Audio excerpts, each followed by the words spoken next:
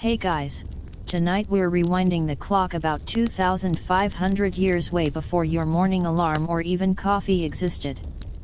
We're diving into the dusty, sun-baked heart of the Persian Empire, where the future wasn't read in star charts or tea leaves, but in the chaotic flight paths of birds. Yep, you're about to become an apprentice in one of history's most bizarre professions, a hieronoscopist, an official bird-watching prophet. And trust me, in this gig, if you misread a sparrow's bad mood as a divine omen, well, let's just say career advancement might involve sudden defenestration. So, before you get comfortable, take a moment to like the video and subscribe, but only if you genuinely enjoy what I do here. Seriously, your support keeps these midnight history trips fueled. And hey, drop a comment below, tell me your city and the exact time you're listening right now. Are you in Tokyo at dawn, Berlin at midnight? It's weirdly cozy knowing we're all drifting through time zones together. Now, dim the lights, maybe turn on a fan for that soft background hum, and let us ease into tonight's journey together. You stand frozen, sandals sinking into the fine, pale dust of Persepolis. The air shimmers with heat, smelling of baked earth, distant cumin, and something sharper. Incense, fear, probably both. Just yesterday, you were hauling water for your uncle's pottery workshop, your biggest worry a chipped amphora. Now you're staring up at the gate of all nations, flanked by colossal stone bulls with the serene, slightly bored expressions of creatures who've seen too many terrified newbies like you. A sharp nudge jolts your ribs. Move, car! Hisses the soldier behind you, his spear butt emphasizing the point. Donkey. Charming. You shuffle forward with the dozen other wide-eyed youths, selected a polite term for grabbed off the street for the honor of serving a Huron Mazda, by watching pigeons. The official summons, delivered by a stone-faced official whose beard looked like carved obsidian, mentioned divine service, imperial favor, and unparalleled prestige. It notably omitted endless hours staring at the sky until you go cross-eyed and potential execution for misinterpreting a seagull's lunch run. You pass under the shadow of the bull gate, the stone cool and imposing despite the desert sun. The sheer scale is mind-bending. Friezes stretch overhead, endless lines of tribute bearers from conquered lands hauling ivory, linen, jars of wine. One guy's even carrying a tiny, intricately carved giraffe. You make a mental note, if the bird prophecy thing doesn't pan out, maybe try miniature animal carving. Mainstream history detour, this isn't just any temple complex. Persepolis was the ceremonial beating heart of the Achaemenid Empire under Darius the Great. Think of it as the United Nations HQ, Vatican City, and Buckingham Palace rolled into one, built on a massive artificial terrace. Those colossal gates and reliefs, pure imperial propaganda, screaming, "We rule everything, your gifts are awesome, keep 'em coming, and our gods definitely the right ones." Inside the gilded cage, you're herded through courtyards buzzing with activity, scribes clutching clay tablets dart like anxious beetles, priests in pure white robes glide by smelling faintly of myrrh, and heavily armored immortals, the Emperor's personal 10,000 strong bodyguard unit, always kept exactly at 10,001 dice, next guy up. Stand unnervingly still, their spear points glinting. The air thrums with a low murmur, prayers, commands, the clink of harnesses, a sound both grand and vaguely oppressive. You finally stop before a structure less ostentatious but radiating a different kind of power. It's lower, built of dark, smooth stone, its entrance flanked not by bulls, but by weathered stone carvings of eagles with wings slightly spread, their eyes seemingly fixed on the horizon. This is the aviary of omens, home of the hieronoscopoi. The birdmen. An old man emerges from the shadowed doorway, his robe is simple linen, dyed a deep indigo blue, the color of the twilight sky, you realize.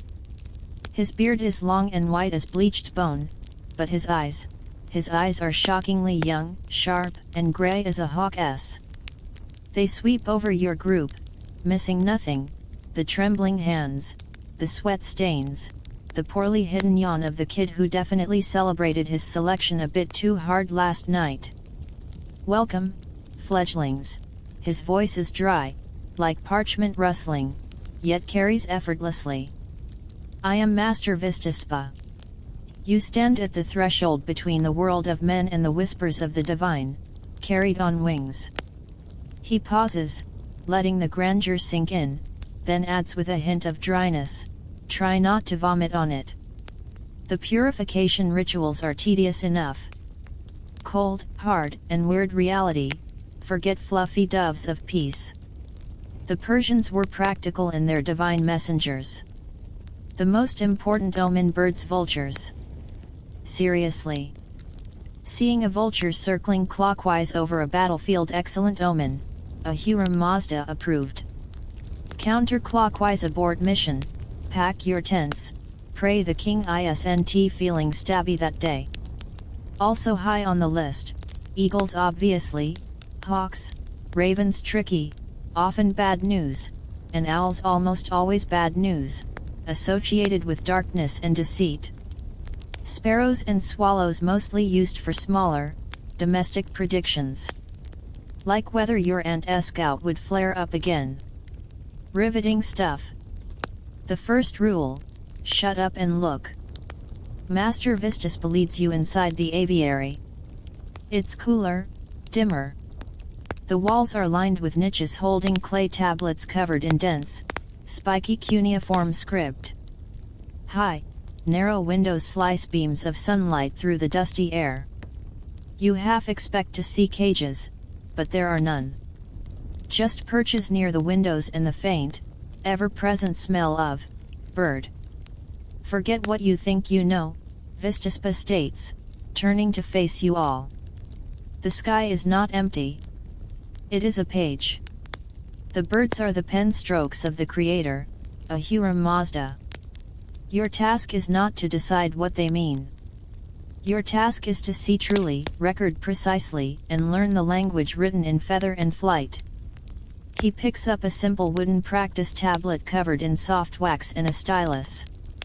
Omens are not convenient. They do not arrive on schedule. A king may wait days for a sign to march. A farmer may need to know by dawn if the rains will come. You will learn patience. You will learn stillness. You will learn. He gestures towards a window where a lone pigeon has landed, cooing softly and pecking at a loose grain on the stone ledge, to observe everything. The thorny bit where historians scratch their heads: here's where things get murky. How much of this was genuine belief, and how much was political theater? Did the hieronoscopoi truly believe they could read the future in a magpie's erratic flight path, or was it a sophisticated tool for controlling the narrative, justifying royal decisions, or calming panicked populations? Maybe a messy mix of both. Scholars pore over fragmented records and Babylonian parallels. The Persians definitely borrowed some ideas, debating whether the prophecies guided kings, or kings subtly guided the prophecies. It's the ancient world's ultimate chicken or egg scenario, except with way more literal chickens. You shift your weight, the stone floor unforgiving. Master Vistaspa's hawk eyes snap to you. You dust licker. What do you see? He points to the pigeon. You freeze. A pigeon, master. Describe it. As if speaking to a blind scribe across the world. Every detail. You swallow. It's grey with sort of iridescent feathers on its neck, green and purple. It's pecking at the ledge. It just cooed. Vistaspa stares at you. The silence stretches, thick as honey. You can hear the pigeon's claws scrape on stone. Finally, he sniffs. Adequate. Barely. You saw the colors. You noted the action. You heard the sound. But did you see where its shadow fell? Did you note which wing twitched first after it landed? Did you see the direction it looked before it took flight? The pigeon, as if on cue, flaps away towards the east. Now it is gone. And you missed half its message. He turns back to the group. The future, fledglings, hides not in grand gestures, but in the smallest, most easily dismissed details. A flicker of movement. A shift in the wind. The way a raven tilts its head. He taps his temple. Sharpen your eyes. Hone your mind. The sky speaks constantly. Learn its grammar. As he turns to lead you deeper into the aviary's cool gloom, you glance back at the empty window ledge. The dust motes dance in the sunbeam where the pigeon stood. It feels emptier now. Charged. Like the whole sky just became a giant, incomprehensible billboard. And you're the illiterate peasant staring up at it, trying to guess if it says sail on goats. Or your doom approaches. You take a deep breath, the scent of old stone and distant birds sharp in your nose. This apprenticeship just got real. And infinitely more terrifying. Your sandals scrape on the flagstones as you follow the master's blue robe into the shadows, wondering how quickly one can learn to read the punctuation in a vulture's lazy circle. The cool, dim air of the aviary of omens feels thick with secrets, clinging to your skin like spider silk. Master Vistaspa's indigo robe seems to absorb the scant light as he leads you deeper into the hall. Gone is the overwhelming grandeur of the public courtyards. Here, the power feels older, quieter, distilled into the very stones underfoot, and the faint, musky scent that hangs in the air, a blend of dried herbs, aged parchment, and, unmistakably, bird. Not the acrid smell of a coop, but something wilder, like wind over distant cliffs caught and held indoors. You pass walls lined not just with clay tablets, but with faded frescoes. They show stylized birds soaring against backgrounds of lapis lazuli blue or ochre yellow, eagles piercing clouds, vultures circling stark mountains, even a flock of sparrows swirling like dust motes. Each feels less like decoration and more like instruction. Sacred flashcards. Vistaspa stops before a large, low table made of dark, polished wood. On it lies an unfurled scroll, its edges brittle, covered in intricate, colorful illustrations of birds alongside columns of dense cuneiform text. It's less a field guide, more like a divine dossier. Sit, he commands, his voice echoing softly in the hushed space. You and your fellow apprentices settle onto woven reed mats, the rough texture a grounding contrast to the ethereal atmosphere. The kid who yawned earlier is trying desperately, and failing, to stifle another one. Vistaspa's hawk eyes flick towards him but say nothing. For now. The divine pecking order, who in the feathered firmament.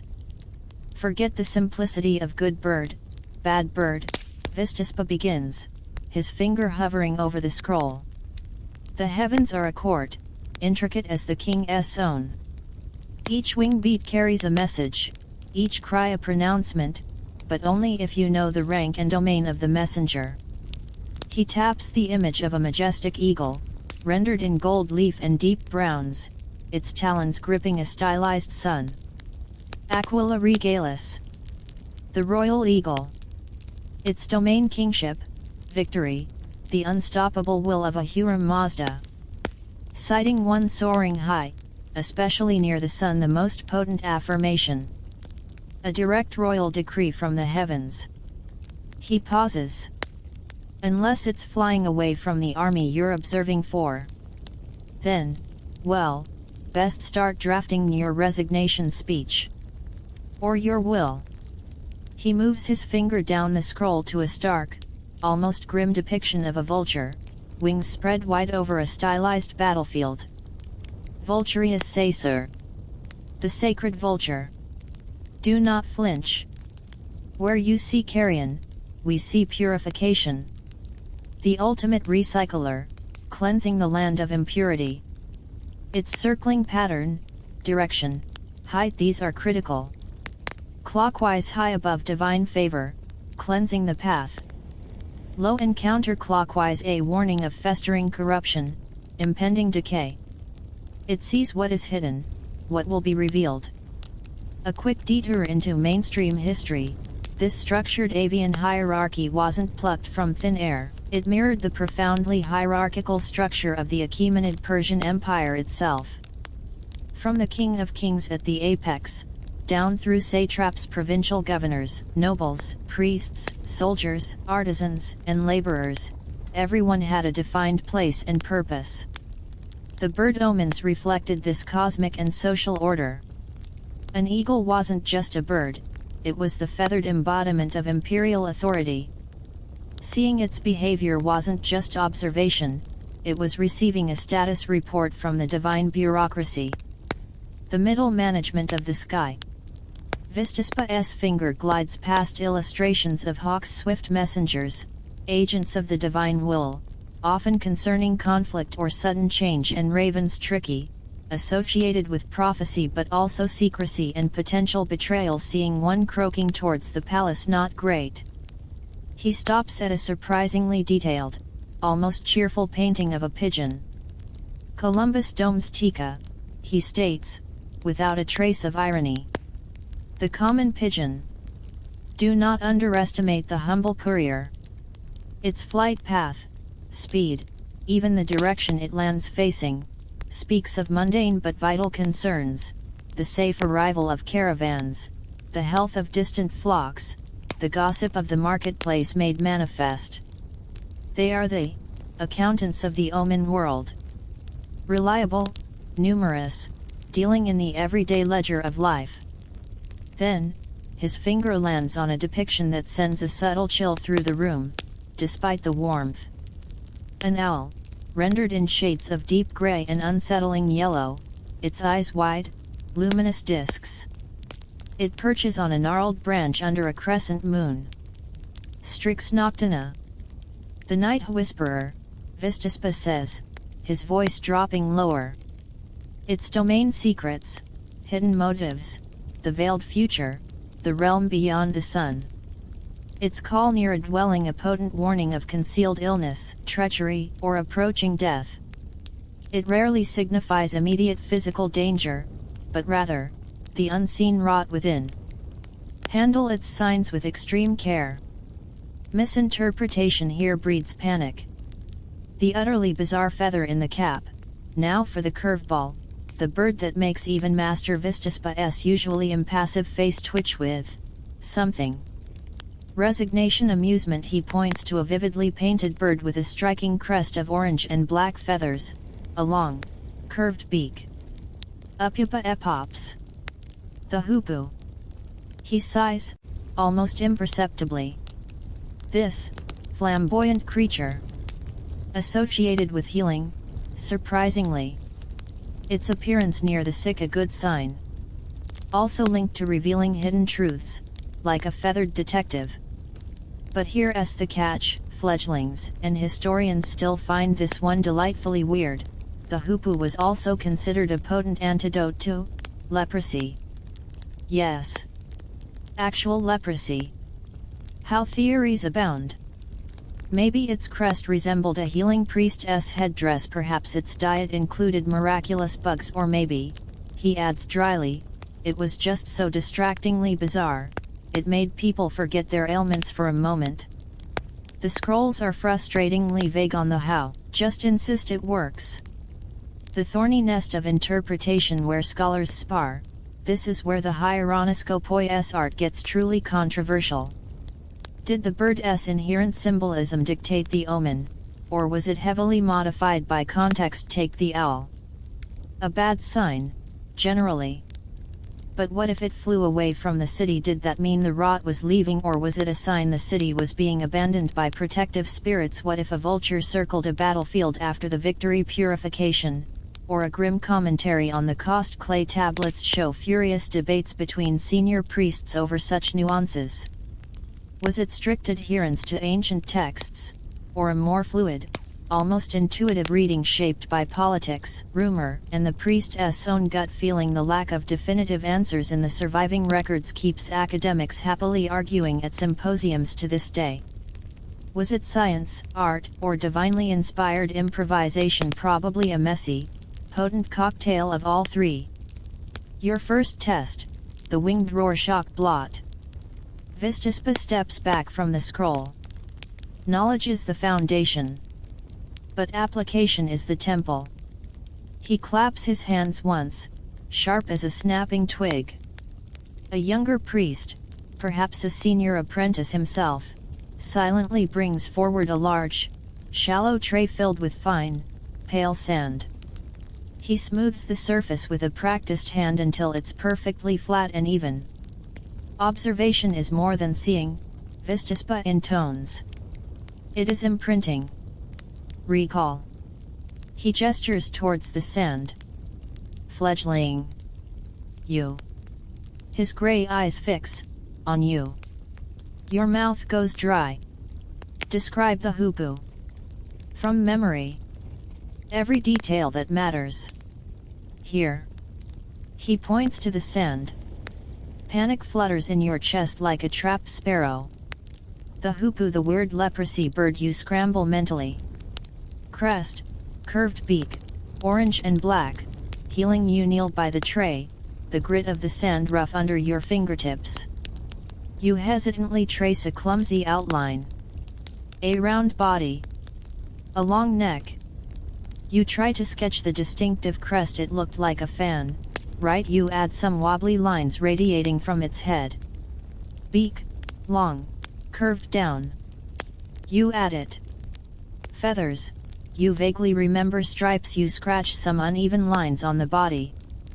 You sit back, heart pounding.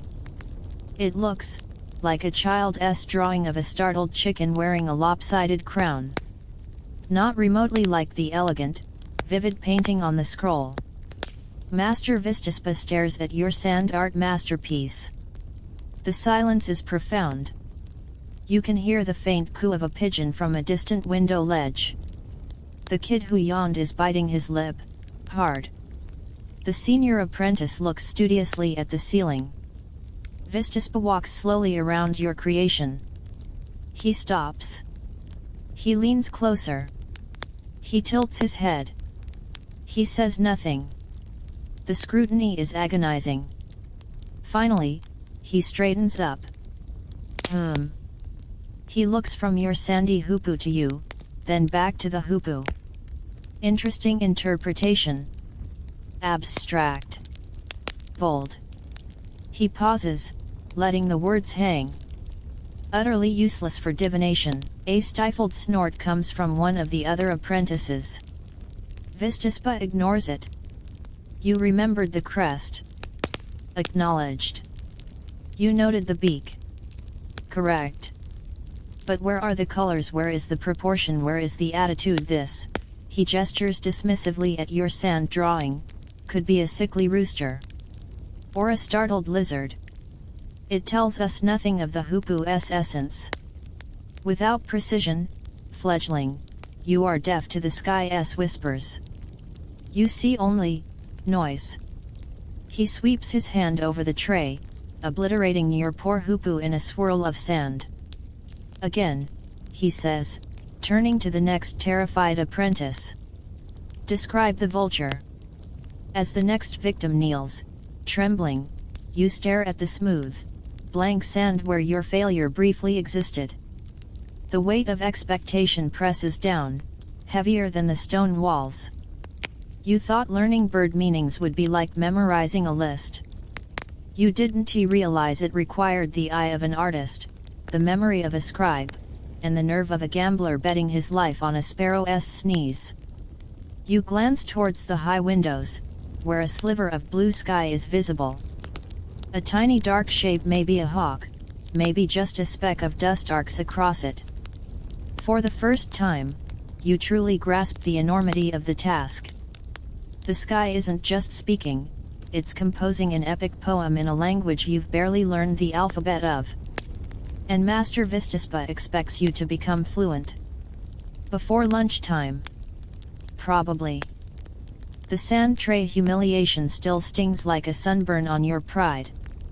Days blur into a haze of intense memorization, your head crammed with feathers, flight patterns, and the unsettling gaze of Master Vistaspa.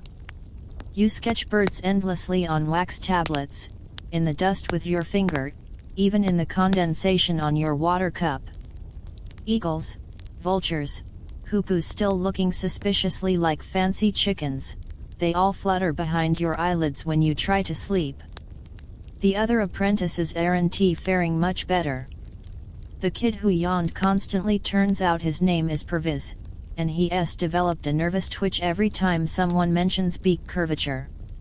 The air in the aviary thrums with a low buzz of whispered recitations. Aquila regalis, clockwise ascent signifies royal favor. Vulturius sacer, counterclockwise below the tree line warns of unseen decay. One morning, the routine shifts. Instead of the scrolls and sand trays, Master Vistaspa gestures towards a narrow, steep staircase carved into the back wall of the main hall. It spirals upwards into shadow. Enough theory, fledglings, he announces, a rare spark of something akin to anticipation in his grey eyes. The sky awaits its scribes. Follow. And try not to trip. Broken bones are poor receptacles for divine insight. The stairway to heaven, or at least, a really good view. The stairs are worn smooth by centuries of sandaled feet, spiraling tightly upwards. The air grows cooler, drier, carrying faint traces of ozone and openness. It's a stark contrast to the earthy, parchment-scented gloom below. With each step, the murmur of the temple complex fades, replaced by the growing sigh of the wind and the distant, thrilling cry of a bird of prey. You emerge, blinking, onto a broad, open platform high atop the aviary. The observatory of whispers. The impact is physical. Sunlight, fierce and unfiltered, slams into you. A vast, unbroken dome of impossibly blue sky stretches from horizon to horizon. Below, Persepolis sprawls a breathtaking mosaic of sun-baked sandstone, glittering tile roofs, and bustling courtyards reduced to miniature perfection. The surrounding plains shimmer in the heat haze, dotted with green oases and snaking caravan routes. The sheer scale is dizzying. The wind whips at your simple apprentice tunic, carrying the sense of hot stone, distant time, and the exhilarating tang of altitude. Mainstream history moment, this wasn't just a fancy lookout. The Persians, particularly under the Achaemenids, had a significant interest in astronomy and celestial observation. While their primary focus for this platform was avian, the principles of careful, disciplined sky watching were deeply embedded. They understood solstices, tracked planets, especially Jupiter, associated with Ahura Mazda, and developed sophisticated calendar systems. This observatory, perched high above earthly distractions, was a physical manifestation of that drive to comprehend the heavens, even if their primary texts were written in feathers instead of stars. The stage is set, tools of the sky trade. The platform is surprisingly uncluttered. A low stone parapet encircles it, worn smooth by generations of leaning elbows. At precise points along the parapet, aligned with the cardinal directions, stand weathered stone pedestals. On each rests a unique instrument, the sunstone, a tall, narrow obelisk of dark basalt. Its shadow, cast onto a circular platform etched with intricate radial lines and symbols, is your primary clock. Master Vistaspa taps it. The heavens speak on their schedule, not the king's dawn, high sun, the golden hour before dusk. These are the sacred windows. Learn the shadow's dance. Miss the hour, miss the message. The wind harp, not a harp as you'd imagine. It's a series of slender, carefully tuned bronze rods of varying lengths, suspended horizontally within a stone frame. As the wind flows over them, they hum and vibrate, producing eerie, shifting chords.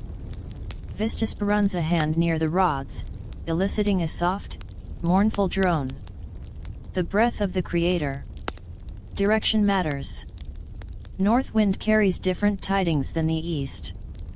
The sound, listen. A harsh rattle warns of storms or strife. A soft hum favorable journeys. The sight line markers, embedded into the parapet stones are small, polished obsidian discs, each precisely aligned to a significant landmark on the distant horizon, a lone, jagged peak to the north, a distinctive bend in the river to the east, the tallest tower of the royal palace complex to the south, the sprawling date palm groves to the west. Omens are anchored, Vistaspa explains. A hawk diving towards the king's tower carries a different weight than one diving away towards the desert wastes. The unexpected timekeeper, a quirky historical tidbit. Among these sacred tools sits something jarringly mundane. A large, shallow clay basin, almost 3 feet wide, filled nearly to the brim with fine, pale sand. Stuck upright in the center is a massive, empty ostrich eggshell, pierced neatly at its narrowest point by a thin bronze pin. A tiny hole is drilled near the base of the shell. The sand glass of the sky, Vistaspa states, noticing your puzzled look. Fill the shell with sand from the basin. The sand trickles out at a constant rate. When it's empty, precisely one sacred watch has passed about 2 hours. Useful for timing long observation periods, especially when cloud cover obscures the sunstone. He shrugs. The Babylonians used water clocks. We found ostrich eggs, sturdier. Less likely to be knocked over by an overenthusiastic apprentice interpreting a duck. The practicality of it, amidst the celestial grandeur, is both jarring and weirdly comforting. The first watch, sun, sweat and soaring specks, east, Vistaspa commands, pointing towards the obsidian disk aligned with the river bend. High sun approaches. Eyes sharp. Record everything. You shuffle to the eastern parapet, jostling for position with Perviz and the others. The sun is climbing, fierce and white-hot. Squinting against the glare, you scan the vast expanse of sky above the shimmering plains. It feels impossibly huge, intimidatingly empty. Minutes crawl by. Your eyes water. You shift your weight. Perviz sighs loudly. You see, heat haze. A distant dust devil spiraling pointlessly.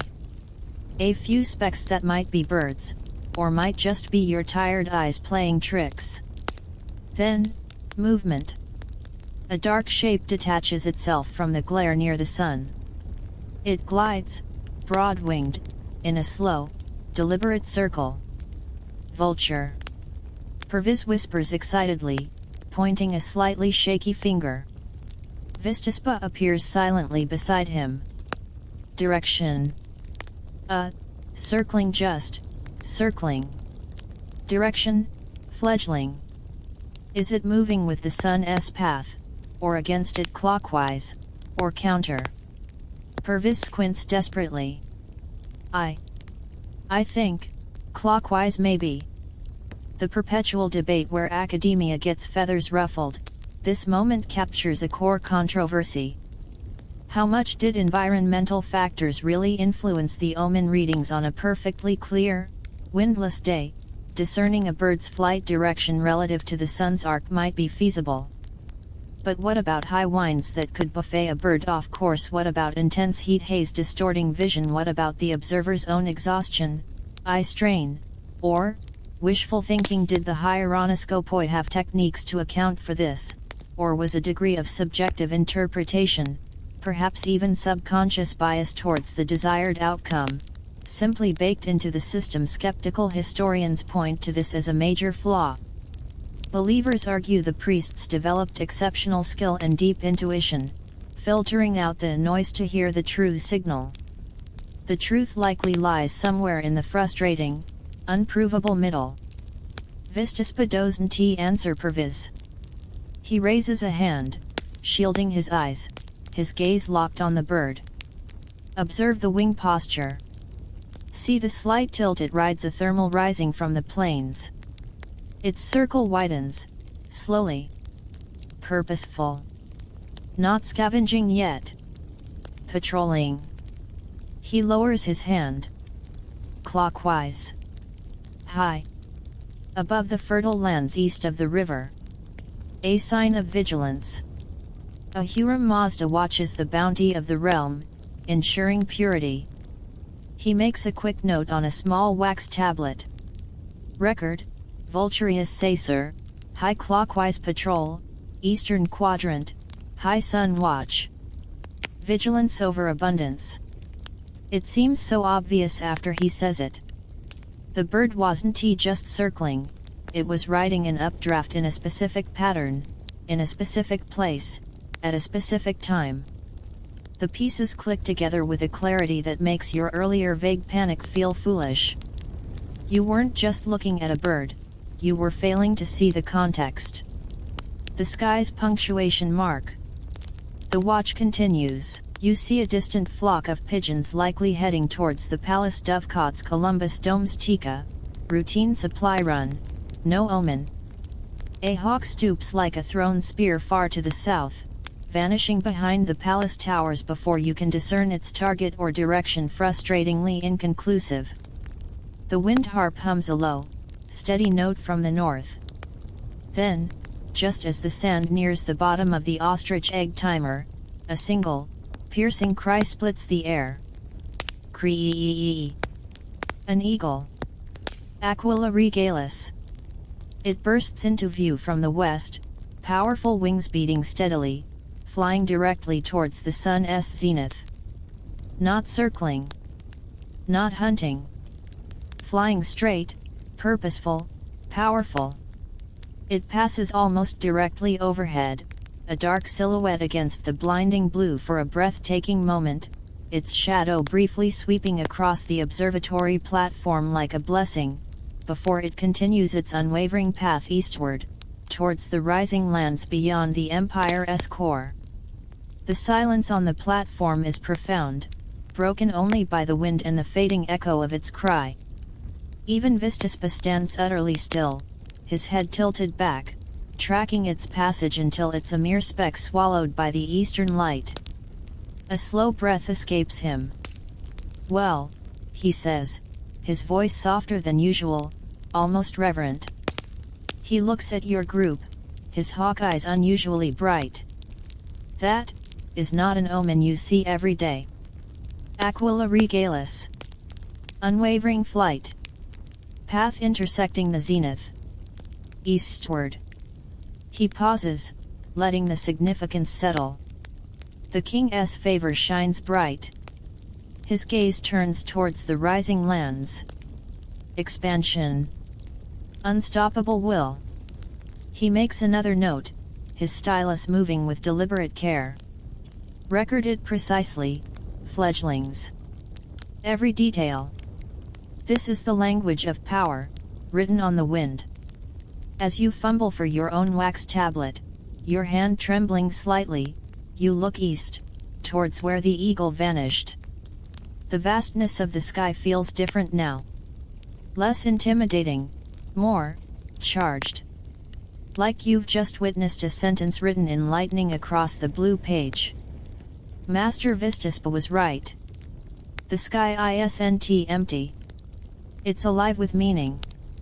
And you, standing on this ancient stone platform with the wind in your hair and the sun on your face, are painfully, exhilaratingly, terrifyingly learning to read it. One soaring, cryptic symbol at a time. The sand runs out of the ostrich egg with a final soft hiss. The watch is over. The lesson, however, is just beginning. The high, sun-drenched clarity of the observatory still buzzes under your skin like captured lightning. You saw the eagle Aquila regalis writing its message of imperial destiny across the zenith. You felt the weight of that moment, the silent awe on Master Vistaspa's face. Back down in the dim, parchment-scented coolness of the aviary's lower levels, the memory feels almost dreamlike. Yet, the gritty reality of apprenticeship quickly reasserts itself. Wax tablets filled with shaky sketches of the eagle's flight path need to be transcribed onto more permanent clay. Perviz is muttering about wing angles under his breath, tracing invisible lines in the air. The grandeur above is distilled into meticulous, slightly tedious record-keeping below. But the hieronoscopoi weren't just skyward-gazing scribes. They were condits. And condits, Master Vistaspa makes chillingly clear over the next few days, require preparation. Not just of the mind, but of the body and spirit. It turns out predicting the future is less about spontaneous celestial inspiration and more about rigorous, often uncomfortable, discipline. The temple diet, where flavor goes to die. Open, commands the stern-faced woman in the simple white robe of a temple attendant. She holds a small clay cup filled with a thick, murky liquid that smells like pond scum mixed with regret. This is Shayla, the aviary's mistress of sustenance. Her domain is a small, scrupulously clean chamber adjacent to the main hall, dominated by large clay storage jars and baskets. Her expression suggests she finds the entire concept of appetite deeply suspicious. You obey, pinching your nose. The concoction, a bitter brew of boiled endives, ground barley, and something vaguely licorice-like you suspect valerian root, famed for its calming properties, slides down your throat, leaving a lingering, earthy bitterness. Breakfast. Lunch will be variations on the theme: unleavened barley bread so dense it could double as a building tile, plain lentils cooked until they surrender all personality, and perhaps a few boiled leeks. Dinner more of the same, but colder. Mainstream History Corner. This Spartan fare wasn't random asceticism. It reflected deeply held Zoroastrian beliefs about purity. The ancient Persians viewed the physical body as a battleground between the forces of good Ahura Mazda and evil Engram Mainyu. Certain foods were considered inherently pure grains, legumes, some vegetables, while others were seen as potentially corrupting or clouding the mind. Meat, especially red meat, was heavily restricted for priests, as the act of slaughter carried spiritual contamination. Rich foods, spices, and wine out of the question. The goal was clarity, not culinary delight. Think of it as a permanent, divinely mandated detox cleanse. Rich food clogs the senses, Shayla intones, watching you struggle with the bread. Wine drowns the whispers of the divine on the wind, spices inflame the passions, leading to distorted interpretations. She gives Perviz a pointed look as he mournfully eyes a passing servant carrying a platter of roasted quail towards the palace kitchens, the aroma tauntingly delicious. Your bodies are vessels for celestial perception. Keep them clean. Keep them light. Keep them bland. The Great Bread Divination Debacle, a truly WTF moment. Just when you think the culinary bleakness can't get stranger, it does. One morning, instead of the usual brick-like loaf, Shayla places a piece of bread before each apprentice. It looks different. Slightly darker, with an odd, uneven texture. Observe, she instructs. You peer at your chunk.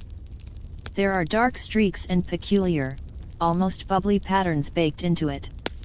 The dough ferments, Shayla explains. It breathes. The patterns left by the yeast, they are not random. They are echoes of the Amisha spent as the holy immortals, divine aspects of Ahura Mazda. She picks up Perviz's bread, pointing to a cluster of small, dark spots. See here, clustered darkness near the edge. This signifies minor disputes arising in the marketplace. Likely over the price of goat cheese. She moves to another piece with long, wavy lines. Flowing patterns, smooth journeys for river barges. She then picks up your bread. It has a large, irregular dark patch right in the center, surrounded by smaller speckles. Shayla frowns. A central shadow, encroached upon. Potential, intestinal discomfort. For someone. Possibly you. Eat slowly. You stare at your breakfast, suddenly less hungry. Historians are utterly baffled by references to this fermentation foretelling. Was it a serious interpretive practice, a test of the apprentice's suggestibility, or just a way to make eating subpar bread marginally more interesting? The clay tablets mentioning it are frustratingly sparse on details, leaving scholars to debate whether it was profound symbology or ancient pseudoscience snack time. The purification pit, sweat, smoke, and singed eyebrows. Dietary austerity is just the appetizer. True preparation involves the yasnavishar, the chamber of purifying smoke. It's a small, windowless room deep within the aviary's foundations, lined with smooth, heat-retaining stones. The air is thick, hot, and carries the sharp, resinous scent of burning sandalwood and myrrh. A low fire pit glows in the center, tended by another silent attendant. Remove your outer tunic, Vistaspa instructs, already stripped down to a simple linen loincloth. His lean frame, surprisingly muscular for his age, gleams faintly in the firelight. Earthly concerns cling like dust. We burn them away. You follow suit, the cool air of the corridor a stark memory as you step into the oppressive heat. The stones radiate warmth beneath your bare feet. The attendant throws a handful of dried herbs onto the coals, fragrant sage and something pungent, maybe thyme. Thick, white smoke billows up, stinging your eyes and filling your lungs with an intense, almost medicinal aroma. You start to sweat immediately, rivulets tracing paths down your spine. Sit. Breathe. Deeply. Vistaspa settles cross-legged near the fire, his eyes closed, his face serene amidst the swirling smoke. Draw the sacred smoke in. Let it scour your insides. Expel the mundane with each breath out. You try. The heat is intense, bordering on painful. The smoke makes you cough. Perviz is already looking distinctly pink and queasy. Minutes crawl by. Your skin prickles. Thoughts scatter: the dense bread, the bitter drink, the terrifying eagle, the sand tray humiliation. You try to focus on your breath, on the scent of sandalwood, but the heat is a physical distraction. Is this purification or slow cooking? The thorny question of altered states. Academia's smoky debate. This intense sensory environment raises a persistent question: did the hieronoscopoi deliberately induce altered states of consciousness? The heat, the rhythmic breathing, the sensory deprivation combined with overwhelming scent. Myrrh has mild psychoactive properties. The repetitive chanting sometimes involved at all points towards techniques used cross-culturally to shift awareness. Was this purely for symbolic purification, or did they believe it genuinely opened the inner eye, making them more receptive to subtle avian messages? Skeptics argue it was ritual theater. Others propose it could have induced a state of heightened suggestibility or visual acuity, perhaps making patterns in bird flight seem more significant. The line between spiritual practice and primitive neurohacking remains fascinatingly blurred and hotly contested. The meditation mandate, finding focus amidst feathers. After what feels like an eternity but is probably only 20 minutes, you stumble out of the smoke chamber, gasping cool air, your skin tingling, your senses raw. But the ordeal isn't over. Next comes Fravashi Shodan, cultivating the inner watcher. You're led to a quiet, dimly lit side chamber. Reed mats are laid out. The only sound is the faint cooing of pigeons from a nearby roost and the distant drip of water. The sky is chaotic, Vistaspa murmurs, his voice low and calming after the smoke chamber's intensity. Birds dart, cry, vanish. The untrained mind is a sparrow, flitting from branch to branch. To hear the divine whisper, you must become the eagle. Focused. Unmoving. Seeing the whole horizon, yet attuned to the slightest tremor of a mouse in the grass far below. He settles onto a mat. Close your eyes. Not to sleep. To see inward. Find the stillness at your core. The watcher within. You try. You close your eyes. Darkness. You hear Perviz shifting restlessly beside you. A fly buzzes near your ear. Your knee itches. You think about the bland lentils you'll have for dinner. Focus. Stillness. Be the eagle. You imagine soaring high, cold air under your wings, the vast landscape spread below. Then you remember Master Vistaspa's critique of your sand vulture and almost snort. This is impossible. Minutes trickle by. Slowly, grudgingly, the frantic chatter in your mind begins to settle, like dust motes drifting to the floor. The fly buzzes away. The itch subsides. You become aware of your own heartbeat, a steady rhythm against the silence. You hear the pigeons cooing not as random noise, but as distinct calls and responses. You feel the coolness of the stone floor beneath the mat, the slight draft from the corridor. The world doesn't vanish, it sharpens, but softly, without the usual frantic edge. You're not soaring like an eagle yet. Maybe you're a pigeon perched on a ledge, finally noticing the pattern of cracks in the stone. But it's a start. A fragile, hard-won moment of inner quiet. As the session ends and you blink in the dim light, your eyes feel strangely clear. The faint cooing from the pigeon roost seems crisper, more layered. You glance towards a high window slit. A small brown bird, a sparrow, darts past, a fleeting blur. Before, you might have just registered bird. Now, without conscious effort, you note the direction, west.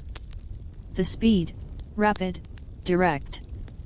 The wing beat pattern, steady, urgent. No omen, just observation. But the observation feels cleaner, sharper. Like a lens wiped clear. Master Vistas rises silently, a ghost in his indigo robe. He looks at each of you. His hawk eyes linger on you for a fraction of a second longer. There's no smile, but the usual sharpness softens, just a touch. He gives a single, almost imperceptible nod. The vessel is prepared, he says quietly. The water remains murky, but the sediment settles. Continue the work. He turns and glides from the room, leaving you sitting on your reed mat, your skin still humming from the smoke, your belly full of questionable bread, but your mind, for the first time, feeling strangely, cautiously, empty enough to be filled by the sky. Perviz lets out a long, shaky breath beside you. Do you think, he whispers, peering at the last crumb of his divinatory bread, this weird spot means I get extra lentils tonight? You look at your own bread, the central shadow still vaguely ominous. You shrug, a small, unexpected smile touching your lips.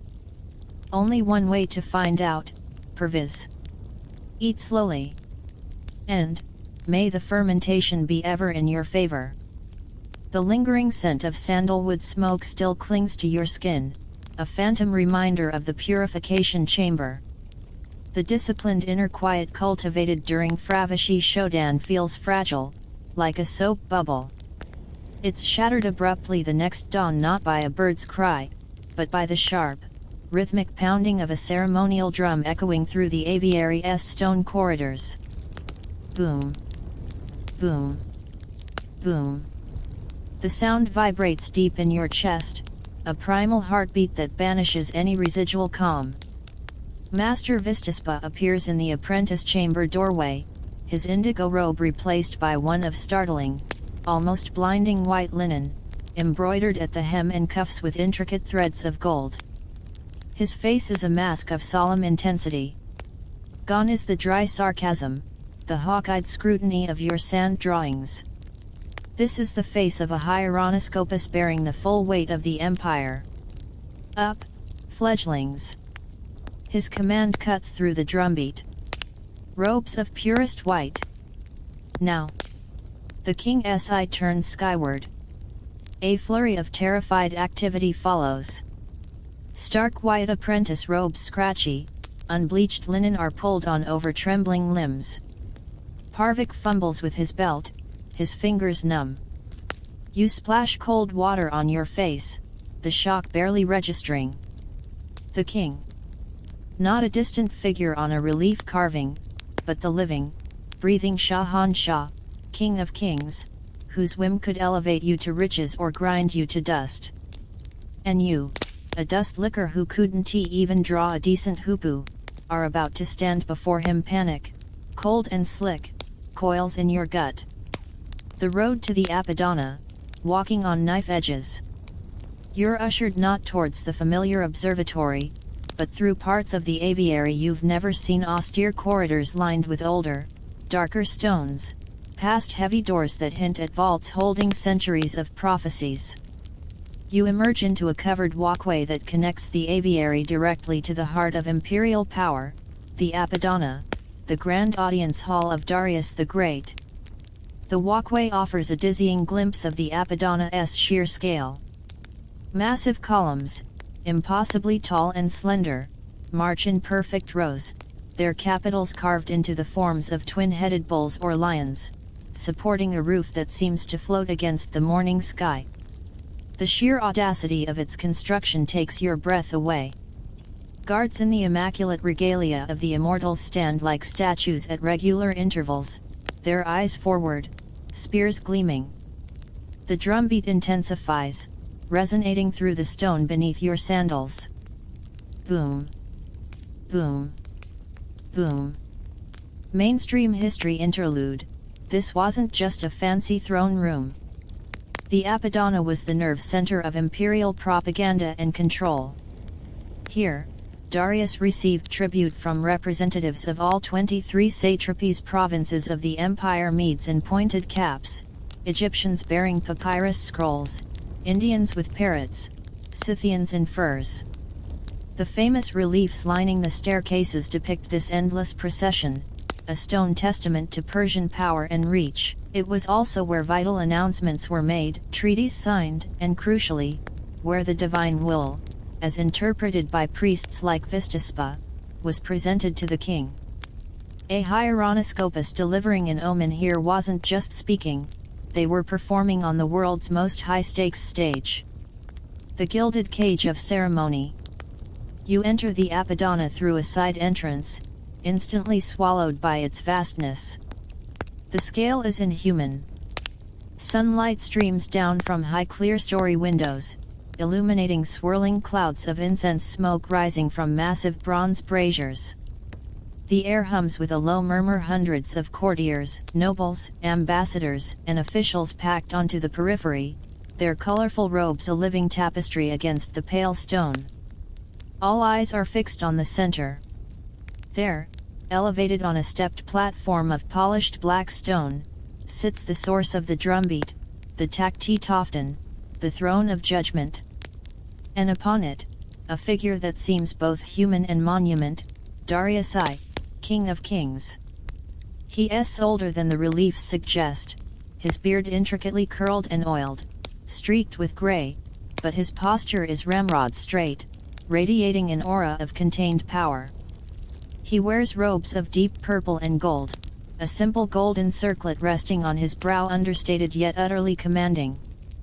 Beside him stand advisors and scribes, tablets at the ready. The silence that falls as your small group enters is profound, heavy as molten gold. You feel microscopic. Master Vistaspa strides forward with a confidence you've never seen, stopping at a respectful distance before the dais. He bows deeply, his white robe pooling around him. You and the other apprentices follow suit, pressing your foreheads to the cool stone floor. The drumming stops. The silence is absolute. Rise, seer of the winged word. Darius's voice is surprisingly calm, resonant, carrying effortlessly in the vast hall. It holds no obvious threat, only the weight of absolute expectation. Vistaspa rises. Great King, shadow of Ahura Mazda upon earth, keeper of the Faravahar's glory. The sky has spoken. We bring its tidings. The reason for the royal rumble, a senior advisor, a man with a face like carved walnut and eyes like flint, steps forward slightly. The great king contemplates the lands beyond the Hyrcanian Sea. The Saka tribes grow restless, their incursions bolder. The royal road bleeds silver to secure caravans. The question lies before Ahura Mazda: does the king's justice extend its arm across the sea? Does the empire's peace follow the eagle's flight? Translation: should we invade the sacred rooster? Gambit, a feathery plot twist. Before Vistaspa can speak, a ritual unfolds that leaves you blinking. A priest in crimson robes approaches the throne, carrying a woven basket. From it, he produces a magnificent, iridescent rooster, its comb a vivid red, its tail feathers a cascade of green and gold. The bird seems remarkably calm. The priest places it gently on the polished stone floor before the dais. Another priest brings forth a small set of finely crafted bronze scales. With solemn ceremony, they place the rooster on one side. On the other, they begin carefully adding small, identical weights of polished stone. The court watches, breathless. The rooster cocks its head, utterly unperturbed. This was the sacred rooster balance, a bizarre pre-omen ritual believed to gauge the overall weight of divine favor. If the rooster outweighed the stones, significantly excellent omen. If it balanced precariously, caution. If the stones outweighed the bird, trouble. Today, after tense moments, the rooster sits placidly as the final stone is added. And the scales tip ever so slightly in the bird's favor. A murmur of approval ripples through the court. Vistaspa gives an almost imperceptible nod. The stage is set. Now the sky's report is needed. The thorny heart of the matter. Historians draw swords here. This moment encapsulates the core controversy surrounding the hieronoscopoi. How much pressure existed to deliver a favorable omen standing before an absolute monarch poised for war, with the court's anticipation thick enough to choke on, with the sacred rooster giving a tentative thumbs up. Could any priest truly deliver an unfavorable prophecy? Did Darius subtly or not so subtly expect a green light? Were ambiguous observations unconsciously tilted towards the desired outcome, or did the priests possess an ironclad commitment to objective interpretation? Regardless of consequence, the stakes couldn't be higher. A wrong call could mean battlefield disaster or missing a crucial expansion opportunity. Skeptics see immense potential for coercion or self-censorship. Defenders argue the priest's sacred duty and fear of divine retribution, not to mention the king's wrath for false favorable omens, acted as a brake. The truth lost in the smoke of time and the dust of shattered empires. Your role: Sky Scribe on the spot. Vistaspa doesn't launch into prophecy. Instead, he turns slightly, his piercing gaze sweeping over your huddle of terrified apprentices. The observation was witnessed by the new eyes. Let the record be pure. Apprentice. His eyes lock onto you. Recount the sign of Aquila Regalis, as it was seen from the Whispering Stone. Every detail. Omit nothing. Your blood turns to ice. The vast hall, the hundreds of eyes, the imposing presence of the king, it all narrows down to a terrifying tunnel focused on you. Your mouth is desert dry. You see Perviz give you a look of sheer, unadulterated panic on your behalf. You force yourself to step forward, one trembling foot in front of the other, stopping just behind Vistispa's shoulder. You bow deeply again towards the throne. Great King, your voice emerges as a cracked whisper. You clear your throat, the sound embarrassingly loud in the silence, from the observatory of whispers, at the zenith of the high sun watch. You close your eyes for a second, forcing yourself back to that sun-drenched platform, the wind in your hair, the awe. The image of the eagle burns bright in your mind. Aquila regalis, sighted approaching from the western quadrant. Wings, powerful, steady beats. No circling. No hunting stoop. Flight path, direct. Unwavering. You open your eyes, staring at a point on the magnificent patterned floor just before the dais. It passed, directly through the zenith point. Shadow, brief, touched the stone. Then, continued. Eastward. Towards, the lands of the rising sun. Until, lost to sight. You stop, breathless. Did you say enough? Too much? Did you mess it up? Vistispa doesn't look at you. His eyes are fixed on Darius. He takes your raw observation and weaves it into the language of power. The royal eagle, messenger of kingship and the unstoppable will of Ahura Mazda, approaches from the heart of the empire's strength. It does not waver. It does not circle in uncertainty. It pierces the highest point, the throne of the sky itself, bathed in the purest light. Its shadow, brief but undeniable, touches the sacred stone of observation, a blessing upon the witness and the act. Its path is set, unwavering, towards the lands where the sun renews itself each dawn. The message, Great King, is written in light and wind, the path eastward is illuminated. The empire's reach extends with the certainty of the sun's own journey. The eagle leads. The Fravahar favors the bold. A collective intake of breath sweeps through the Apadana. Advisors exchange glances. Scribes scratch frantically on their tablets. Darius's expression remains impassive, but you see a subtle tightening around his eyes, a slight forward lean. The silence stretches, taut as a bowstring. Then, the King of Kings speaks, his voice clear and decisive. The sky has spoken through its chosen messengers. The eagle's path is clear. Let the armies of Persia make ready. The peace of the king extends across the Hyrcanian Sea. A wave of murmured assent, laced with excitement and apprehension, rolls through the hall. Orders are snapped. Messengers dart away. Vistispa bows deeply once more. You scramble to follow suit, your knees weak. As you rise, the king's gaze, heavy and appraising, sweeps over your group. It lingers on you for a heartbeat longer than the others. There's no smile, no word of praise, but the intensity of that look is a brand.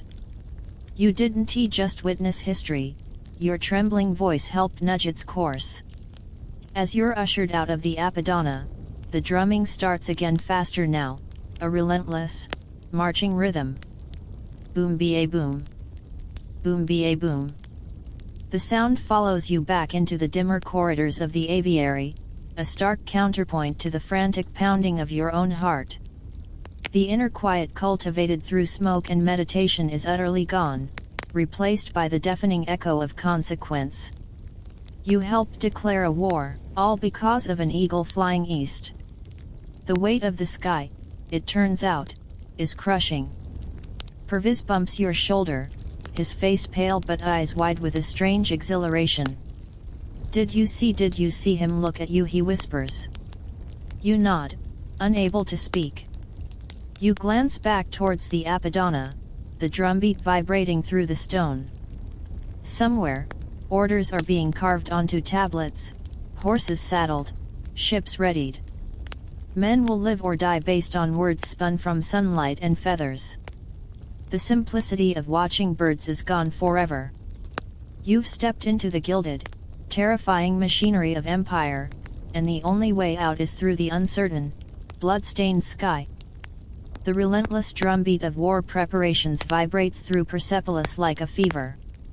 Hammers ring on bronze in the armories, the scent of hot metal and leather oil drifts on the wind, and the rhythmic tramp of marching troops echoes from the parade grounds. Down in the quiet, incense-laced gloom of the aviary, however, the atmosphere is different. A heavy silence hangs, thick as the purification smoke, punctuated only by the nervous scratching of styli on wax tablets.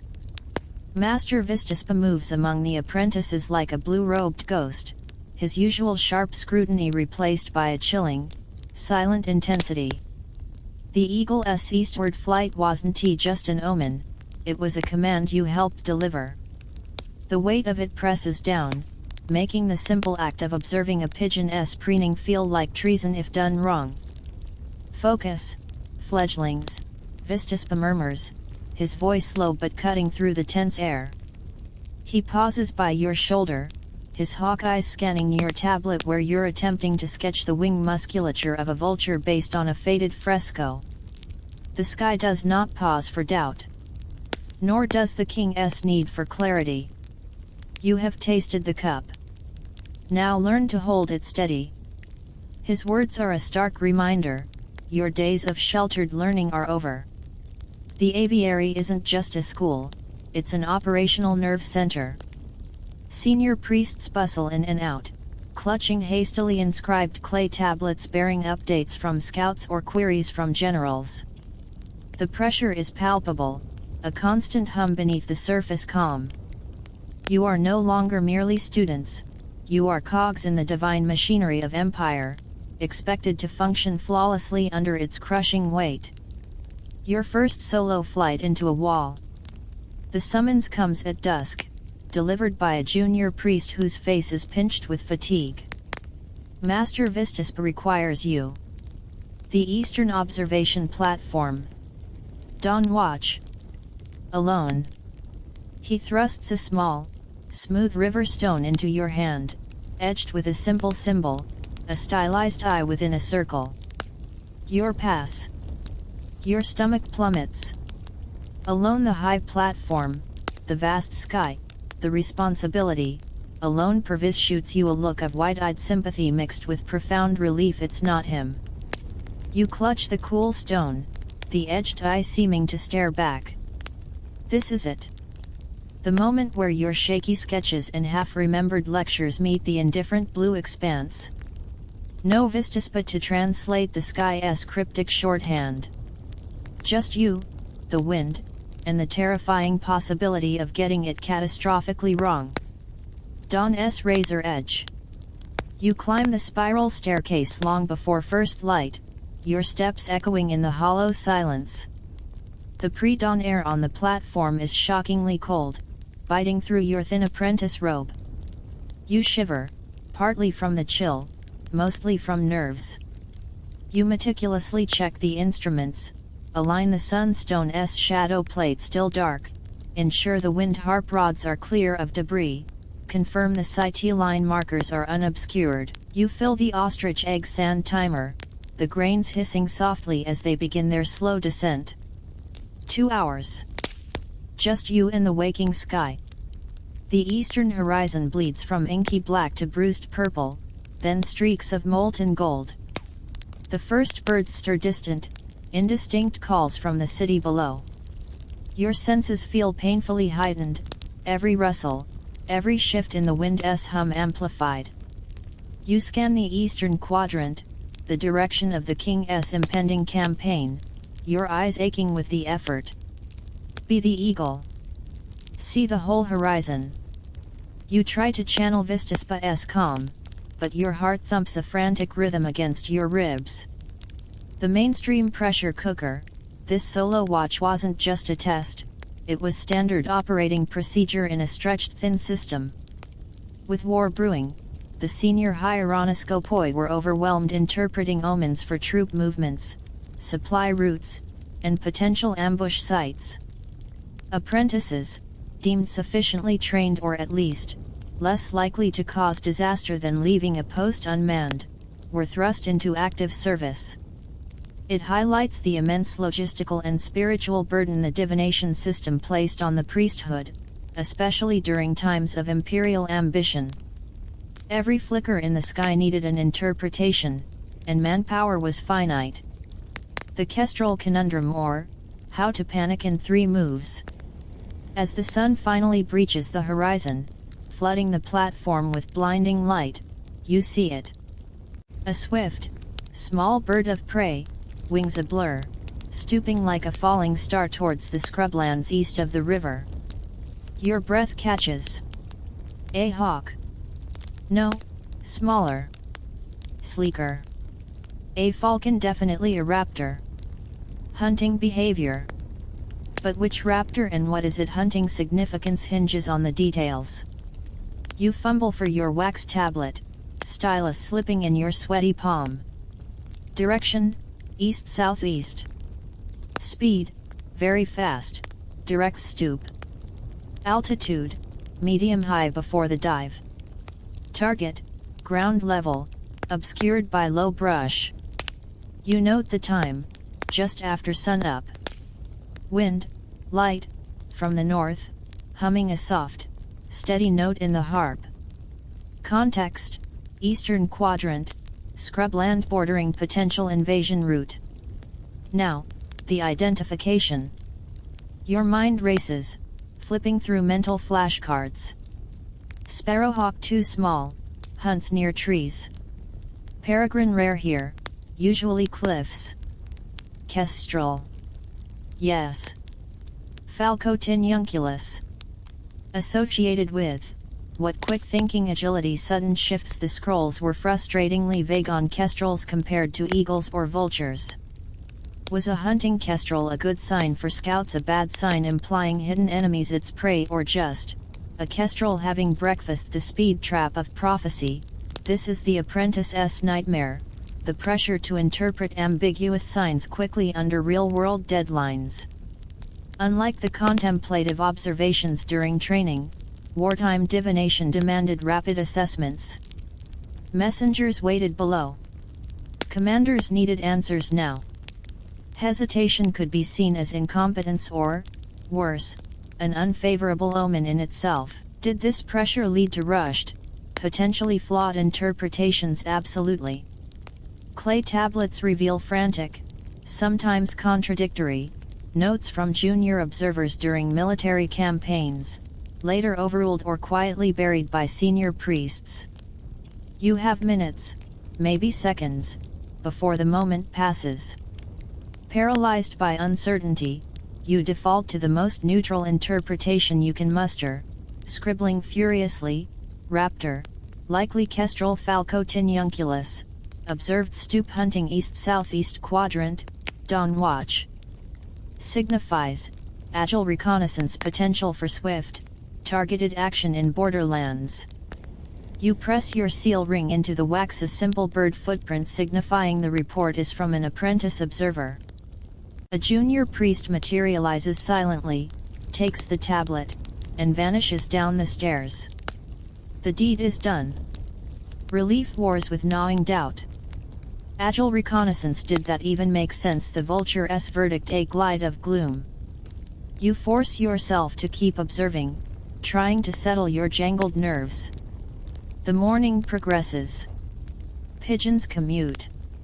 A lone vulture circles high to the north, clockwise vigilance, but not directly relevant to the east. Then, as the sand in the ostrich egg timer runs low, you see it. Another raptor, larger this time, gliding on broad wings from the northeast, moving steadily southwest directly away from the campaign zone and towards the heart of Persepolis. It's not hunting. It's traveling. Purposeful. Unhurried. Your blood runs cold. Beautio, beautio. The common buzzard. And the scrolls are very clear on buzzards flying away from a point of interest, especially towards the administrative center, signifies abandonment of purpose, withdrawal of favor, or administrative obstruction. It's the exact opposite of the hopeful, proactive interpretation you just sent down about the kestrel. The thorny aftermath where history judges harshly. The conflict between your two observations, the ambiguous kestrel hunt spun positively and the unequivocally negative buzzard flight, perfectly illustrates the Achilles heel of battlefield divination, contradictory signs and the human tendency to cherry-pick. Did you, in your nervous desire to be useful and avoid delivering bad news, unconsciously emphasize the less threatening kestrel? Did the senior priest who received your report, eager for positive signs to feed the war machine, ignore the later, negative buzzard omen? Or did the buzzard simply arrive too late to influence decisions already set in motion by your initial, optimistic report? The fragmented military records from this period show numerous instances of ignored or downplayed unfavorable omens preceding Persian setbacks, fueling scholarly debates about willful blindness versus chaotic communication in the fog of war. You descend the stairs at the end of your watch feeling hollow, the cool stone of the pass heavy in your hand. The buzzard's deliberate, southwest glide replays in your mind, an indelible mark against your hasty kestrel note. You don't see the junior priest who took your tablet. You don't hear any immediate repercussions. But the silence feels accusatory. Later, in the dimness of the aviary, you see Master Vistaspa reviewing a stack of tablets. He pauses at one, his brow furrowing slightly. He doesn't look up, doesn't summon you. He simply makes a small, precise notation in the margin with his stylus. You catch a glimpse of the seal pressed into the wax, your bird footprint. His notation is too far away to read, but the slight tightening of his lips speaks volumes. No one yells. No guards drag you away. But the weight of your potential mistake settles around your shoulders, heavier than any stone. The sky, it seems, speaks in riddles and contradictions, and your first solo attempt to translate its message might have just whispered a warning the Empire chose not to hear. The war drums still beat, but now their rhythm carries a faint, discordant echo, the sound of a fledgling prophet stumbling on the path to understanding, with consequences yet to unfold. The taste of the cup, it turns out, is bitter indeed. The silence of Master Vistaspa is a colder punishment than any reprimand. Days crawl by in the aviary's dimness, filled with the scratch of styli and the oppressive weight of unspoken scrutiny. The war drums pound relentlessly from the parade grounds, a constant, throbbing reminder of the machinery you might have nudged with a shaky hand and an uncertain kestrel. You catch glimpses of clay tablets bearing the royal seal entering Vistaspa's private chamber, none bear your bird footprint seal on the way out. Your solo watch report hasn't been destroyed, but it hasn't been acted upon either. It languishes in some administrative limbo, a tiny pebble of doubt lodged in the gears of imperial ambition. Pervis tries awkward jokes about vultures and indigestion, but his eyes hold a new wariness when he looks at you. You are the apprentice who saw the buzzard fly away. Then, one stifling afternoon, the air itself seems to crackle. Not with tension, but with something stranger. A low, persistent hum vibrates through the stone walls, growing steadily louder. It's not the rhythmic war drums. It's a chaotic, multi-throated thrumming, rising from the south. You exchange puzzled glances with the other apprentices. Master Vistaspa, reviewing a tablet near the entrance arch, lifts his head sharply, his grey eyes narrowing. He strides towards the heavy doors leading to the outer courtyard. The sky darkens. You follow, curiosity overriding apprehension. Stepping into the courtyard's blinding sunlight is like walking into a physical wall of sound. The hum is deafening now, a roaring, rustling, chirping, shrieking cacophony that vibrates in your teeth. You look up, shielding your eyes, and freeze. The sky is moving. Not clouds. Birds. An impossible, swirling river of them, tens of thousands strong, flowing from the south like a feathered storm surge.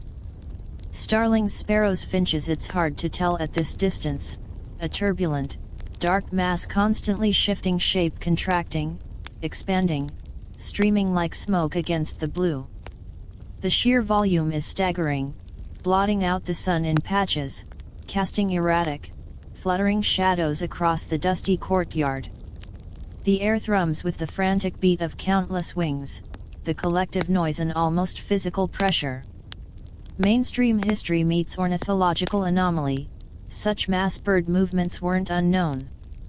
Seasonal migrations were observed and noted by ancient cultures, including the Persians. But witnessing a swarm of this scale, seemingly spontaneous and chaotic, was deeply unsettling. It violated the ordered hierarchy the hieronoskopoi relied upon. This wasn't a single eagle delivering a royal decree, this was the sky itself seeming to unravel, a screaming ink blot on the celestial scroll.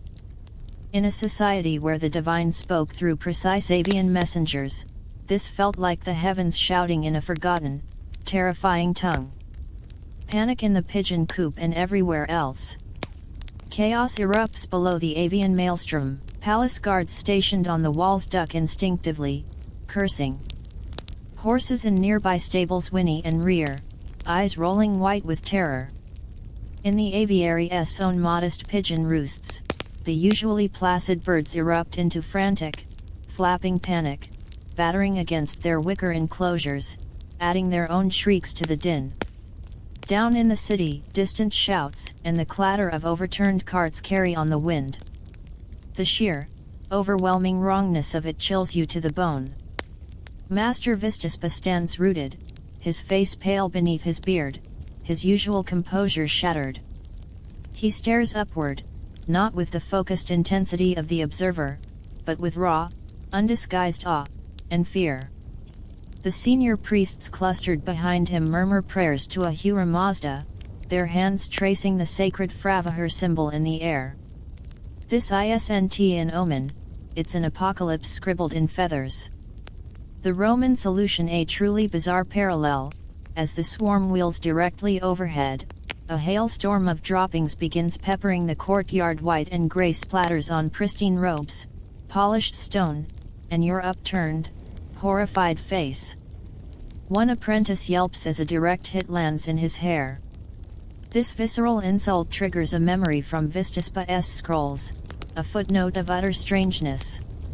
Recall the Roman practice, he shouts over the roar, wiping guano from his brow with a look of profound disgust. During the ill-omened flight of owls before Cani, their augurs ordered the immediate decapitation of every owl found within the city walls, believed to sever the ill fortune. The image frantic Romans chasing owls with knives is so ludicrously grim, so utterly desperate, it cuts through your own panic for a split second. Would Vistaspa order the decapitation of 10,000 sparrows? The absurdity highlights the terrifying helplessness they all feel. The thorny question of mass behavior, academia's feathered nightmare, this moment exposes the fundamental limitation of the hieronoskopoi system when faced with complex natural phenomena. Their sacred texts were built around interpreting the individual or small group behaviors of specific, symbolically loaded birds. A swirling, shrieking mass of thousands of mixed species that was off the divine chart.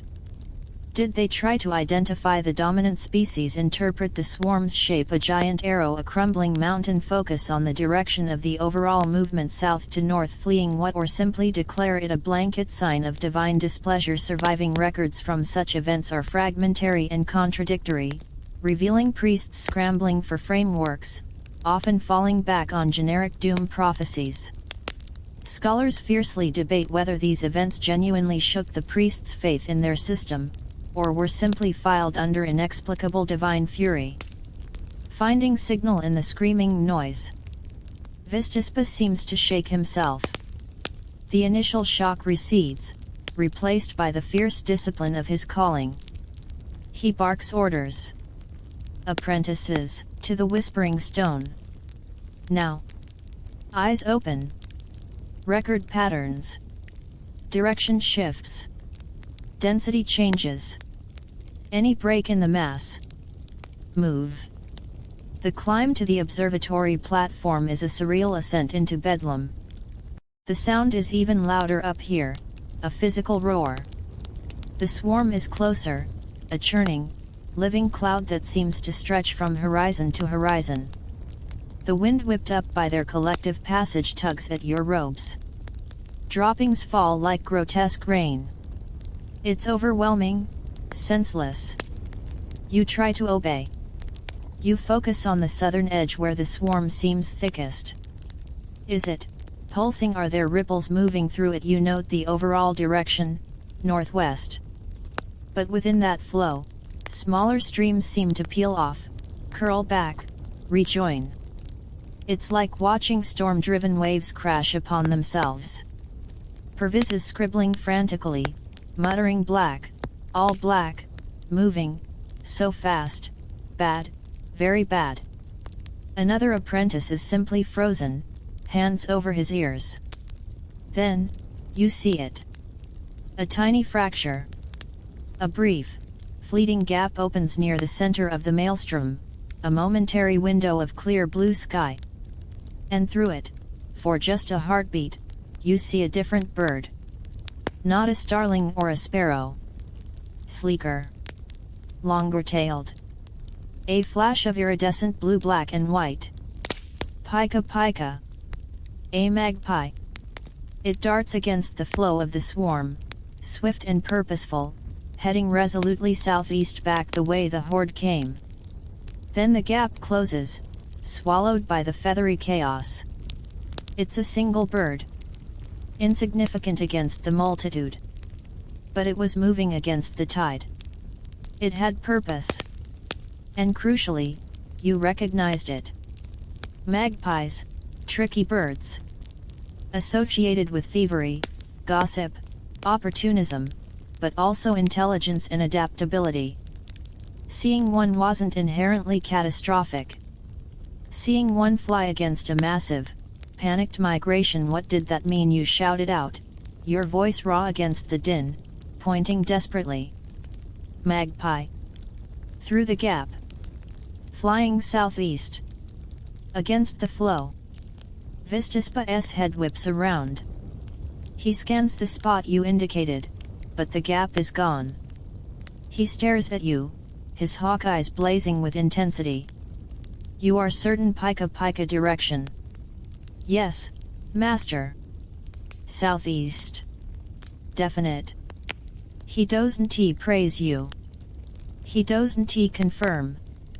He simply turns back to the swarm, his gaze now laser-focused, searching for another break, another clue. But the moment has passed. The magpie is gone, lost in the avian tsunami. Yet, the observation hangs in the air, a tiny, fragile thread of potential meaning in the overwhelming chaos. The murky aftermath of the murmuration. The swarm eventually passes, the deafening roar fading to a distant rumble, then silence. An eerie, shell-shocked quiet settles over Persepolis, broken only by the frantic flapping of the aviary's traumatized pigeons. The courtyard below is spattered white. Everyone on the platform is coated in a fine layer of dust and droppings, wide-eyed and trembling. Senior priests cluster around Vistaspa, voices low and urgent. Arguments flare. One points to the sheer scale and direction northwest away from the war front, a mass exodus of divine favor. Another focuses on the panic it induced, a clear sign of Ahura Mazda's wrath.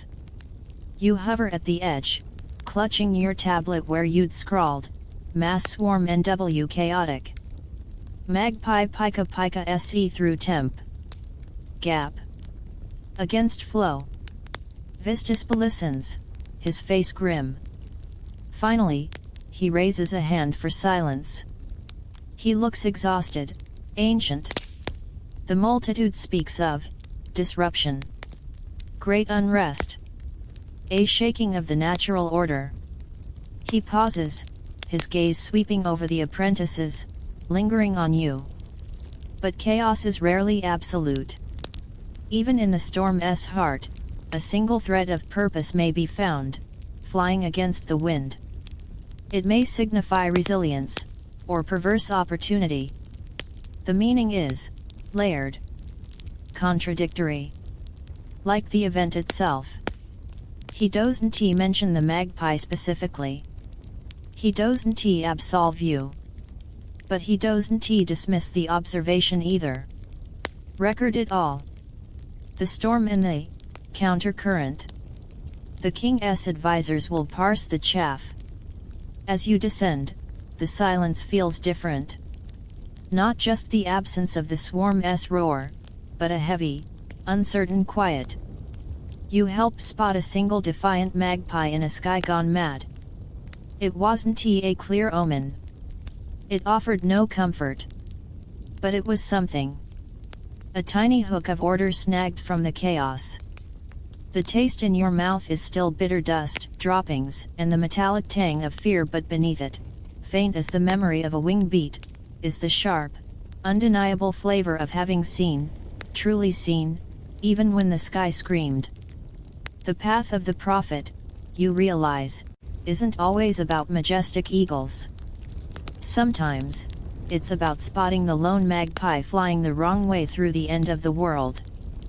The acrid scent of bird droppings still clings to the aviary courtyard like a guilty conscience. The echoes of the swarm's roar have faded, replaced by a brittle, watchful silence within the temple walls. Master Vistaspa moves like a shadow etched in indigo, his usual dry wit replaced by a flinty sharpness.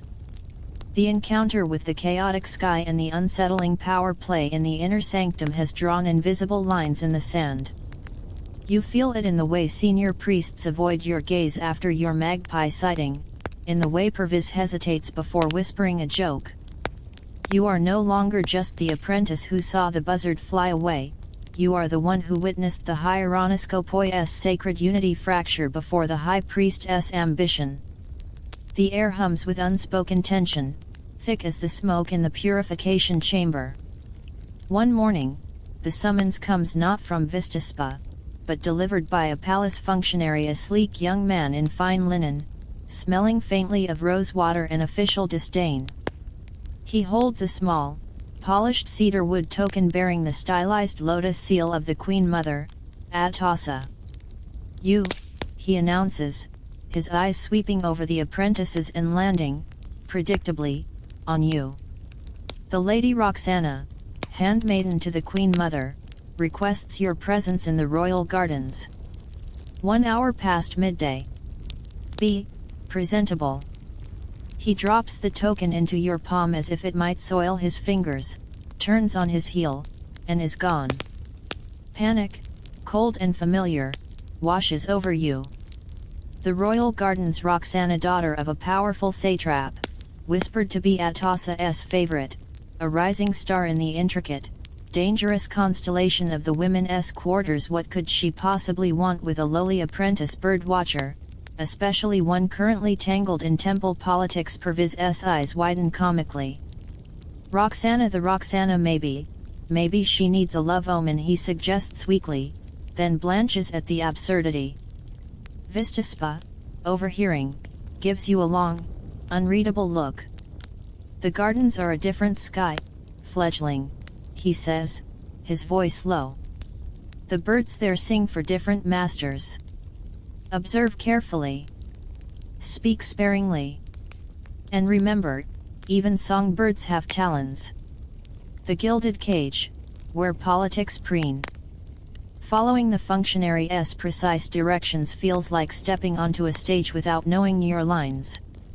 You leave the aviary's austere stone behind, navigating wide, colonnaded walkways lined with vibrant frescoes depicting lush gardens and mythical beasts. The air grows softer, heavier with the perfume of jasmine, roses, and damp earth. You pass through an ornate gate guarded by impassive eunuchs in silken tunics and enter the royal gardens of Persepolis. It's a world apart. Sunlight filters through a canopy of fig, pomegranate, and citrus trees. Sparkling channels of water wind through geometrically precise flower beds bursting with color saffron crocuses, blue irises, scarlet poppies. The air thrums not with the roar of swarms, but with the delicate hum of bees and the melodic trilling of caged songbirds suspended from branches. Elegant pavilions draped in gossamer fabrics offer shade. It's breathtakingly beautiful, a meticulously curated paradise. Yet, beneath the perfume and birdsong, you sense the same taut vigilance as in the aviary, just wrapped in silk. Mainstream history blooms here. The Persian royal gardens, or paradisa meaning walled garden, the root of our word paradise, were legendary. They weren't just pretty spaces, they were profound symbols of imperial power, order, and divine favor. Taming nature into geometric perfection demonstrated the king's control over his realm. Exotic plants and animals brought from conquered lands showcased the empire's reach. For the women of the royal household, confined to the inner quarters, these gardens were vital sanctuaries, places for leisure, intrigue, and exerting subtle influence away from the male-dominated court. A summons here was a delicate entry into a potent, veiled world. Roxana's aviary, feathers as fashion statements. You're led to a secluded pavilion overlooking a tranquil lotus pond. Lounging on cushions of embroidered silk, surrounded by attentive handmaidens, is Roxana. She's younger than you expected, perhaps only a few years older than yourself, but carries an aura of poised authority that makes her seem ageless. Her dark hair is intricately braided with threads of gold and tiny pearls. Her robes are layers of the finest, diaphanous linen, dyed the color of ripe apricots. Her eyes, large and dark as obsidian, fix on you with unnerving directness. "The apprentice seer," she says, her voice melodious but edged with cool appraisal. She gestures dismissively at the handmaidens, who melt back into the garden like shadows. "Sit." She points to a low stool opposite her. It feels less like an invitation, more like a command. "Lady Roxana," you murmur, bowing your head and perching nervously on the edge of the stool. The scent of her perfume, sandalwood and something exotic, maybe ambergris, is overwhelming. "Master Vistaspa speaks highly of your eyesight," she begins, plucking a plump grape from a silver bowl. "Particularly for spotting unexpected details in chaotic skies." The magpie. She knows. Of course she knows. The palace walls have ears, especially when temple doors are left ajar during arguments. The Queen Mother, Roxana continues, studying the grape, takes great comfort in the harmony of her garden. The birds here are her solace. Their songs please Ahura Mazda. She pops the grape into her mouth. Lately, however, a certain dissonance has crept in. She gestures languidly towards a large, ornate cage nearby. Inside, flitting nervously between perches, is a bird of breathtaking beauty, a peacock. Its long train of iridescent feathers, shimmering with blues, greens, and golds, drags on the cage floor. But its usual proud bearing is gone. It looks hunched, its magnificent head crest drooping. It lets out a hoarse, grating cry, a far cry from its usual piercing scream. "Perry," Roxana sighs. Her favorite. His song has turned sour. His spirit seems dimmed. The Queen Mother is distressed. The gardeners are useless. The physicians shrug. Perhaps, her dark eyes lock onto yours, the sky has an opinion, or perhaps, someone within these walls has displeased the divine, and poor Perry suffers for it. The implication hangs heavy. Find a favorable omen involving the peacock, or imply someone in the Queen Mother's circle is at fault. Politics disguised as piety. The peacock paradox of feathery power play. This seemingly trivial request is a master class in palace maneuvering. Roxana isn't just worried about a bird. Peacocks were potent status symbols and religious icons in Persia. Imported from India, their iridescent eyes were associated with the stars and divine vigilance. A sick or unhappy peacock in the Queen Mother's garden wasn't just an aesthetic loss, it could be spun as a sign of divine displeasure with her household. Roxana, as Atossa's favorite, needs this resolved favorably without implicating herself or her patron. Using a Hieronoscopus apprentice is brilliant, temple credibility without involving senior priests who might have rival agendas. Your interpretation could subtly elevate Roxana or discreetly undermine a rival. The bizarre peacock cure ancient avian aspirin. As you approach the cage, Peric's misery is palpable. His feathers seem dull. He avoids eye contact. Remembering Vistaspa's scrolls, you recall a truly peculiar footnote. For melancholy in the Pavo Christatus, the text stated, exposure to its own reflection is sometimes prescribed. A polished bronze shield is placed near its perch. The sight of its own magnificence is believed to restore pride and vitality. Essentially, vanity as medicine. Historians find this equal parts hilarious and intriguing. Was it genuine avian psychology observation, or a symbolic act reflecting the Persian emphasis on personal glory and radiance? Kvarana, either way, it's bizarrely plausible. You hesitate, then mention it carefully to Roxana. A flicker of amusement crosses her face. A mirror for his vanity, how fitting. See to it. A handmaiden scurries off. The scholarly squabble, women, omens, and unwritten power. This scene highlights a fierce debate among modern historians. How much influence did royal women really wield through channels like omens? Traditional narratives often downplay their political role. But evidence like this, a queen's handmaiden summoning a temple apprentice over a strategically significant sick bird, suggests a complex reality. Did women like Roxana and Atossa use their access to priests and perceived piety to influence policy, settle scores, or protect their interests from behind the veil of the gardens? Were omens sometimes requested with a desired outcome subtly implied? Skeptics argue their influence was domestic and symbolic. Others see a sophisticated, parallel power structure operating through patronage, religious anxiety, and control of the palace's symbolic landscape like gardens and sacred birds. Your presence here, deciphering a peacock's malaise, is a tiny data point in that vast, contentious argument. The unexpected songster. While waiting for the bronze mirror, you observe Perry. His breathing seems labored. He picks listlessly at some seeds. You note the direction he faces, mostly south, his drooping posture, the rasp in his cry. Standard omen interpretations for a sick peacock non-existent. You feel utterly out of your depth. Then, movement catches your eye. High in a fig tree overlooking the pavilion, partly hidden by broad leaves, a small, unassuming brown bird lands. Luscinia megarinkos. A nightingale. Common enough. But this one isn't singing its famous complex song. It's uttering sharp, repetitive chirps, an alarm call. You follow its gaze. Below, partially concealed by a flowering oleander bush near the peacock cage, a sleek, striped shape slinks, a garden snake, its tongue flicking, eyes fixed on the ground beneath Perry's cage, perhaps drawn by spilled seeds or a mouse.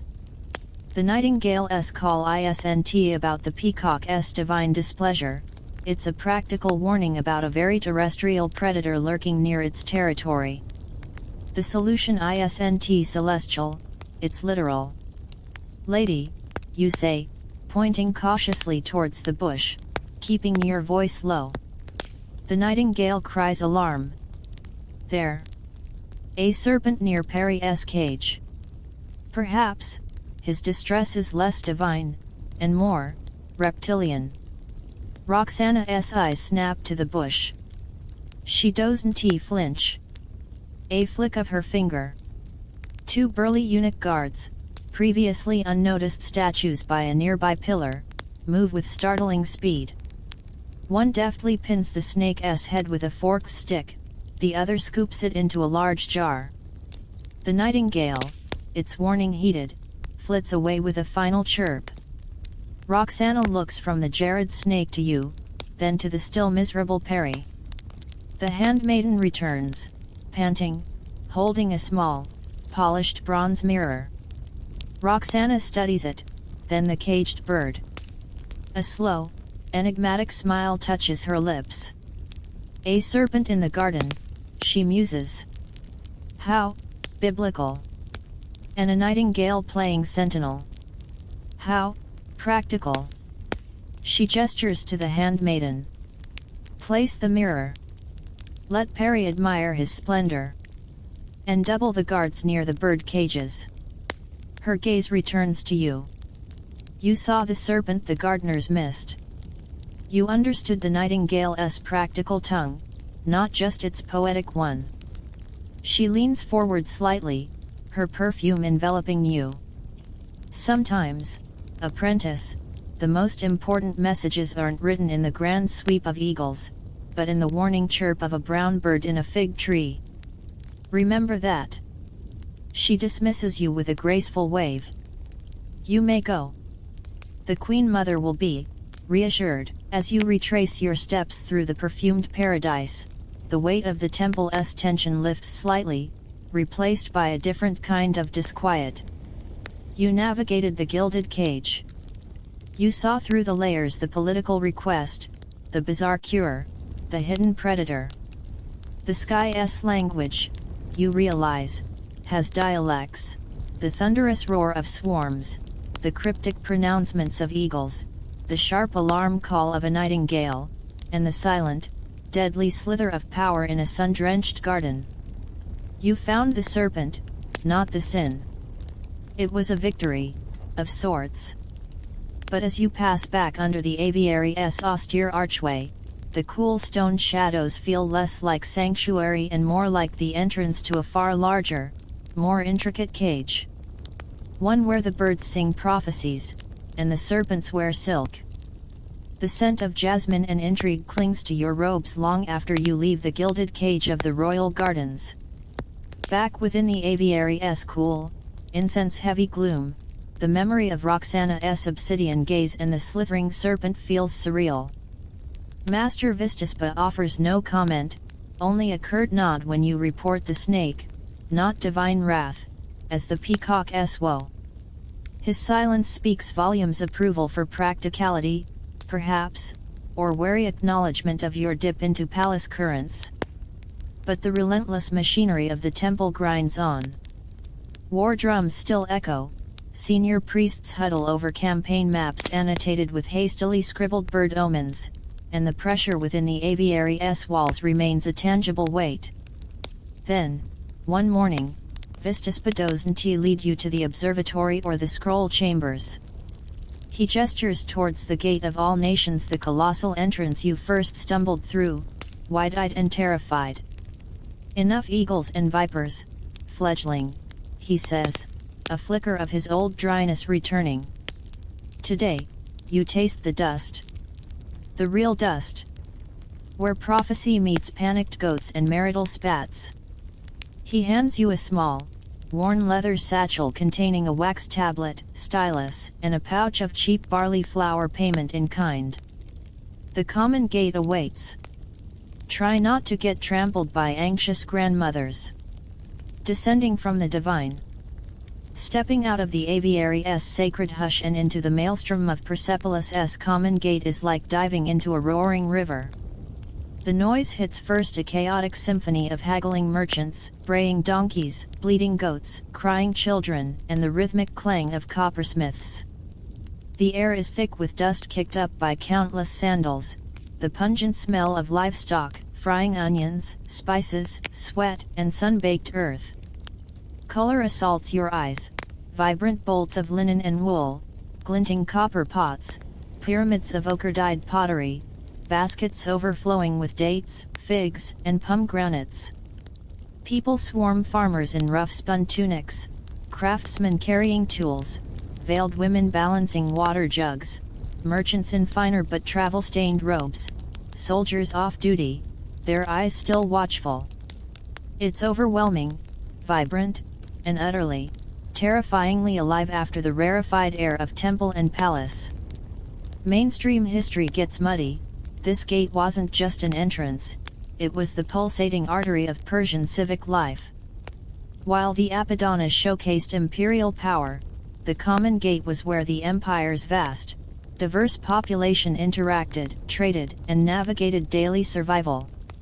Satraps might rule provinces, but here, a potter from Egypt bargained with a weaver from Bactria under the watchful eyes and tax collectors of Persia.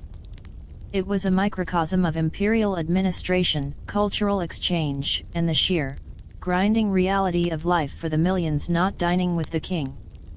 Divination here wasn't about empire-shattering decisions, it was about navigating the treacherous rapids of everyday existence. The Omen Tokens system, a stroke of bureaucratic genius, tucked into a shaded alcove just inside the gate's massive arch, you find the Hieronoscopoi's humble outpost, a simple wooden table manned by a weary-looking junior priest you recognize from the aviary, Harisp.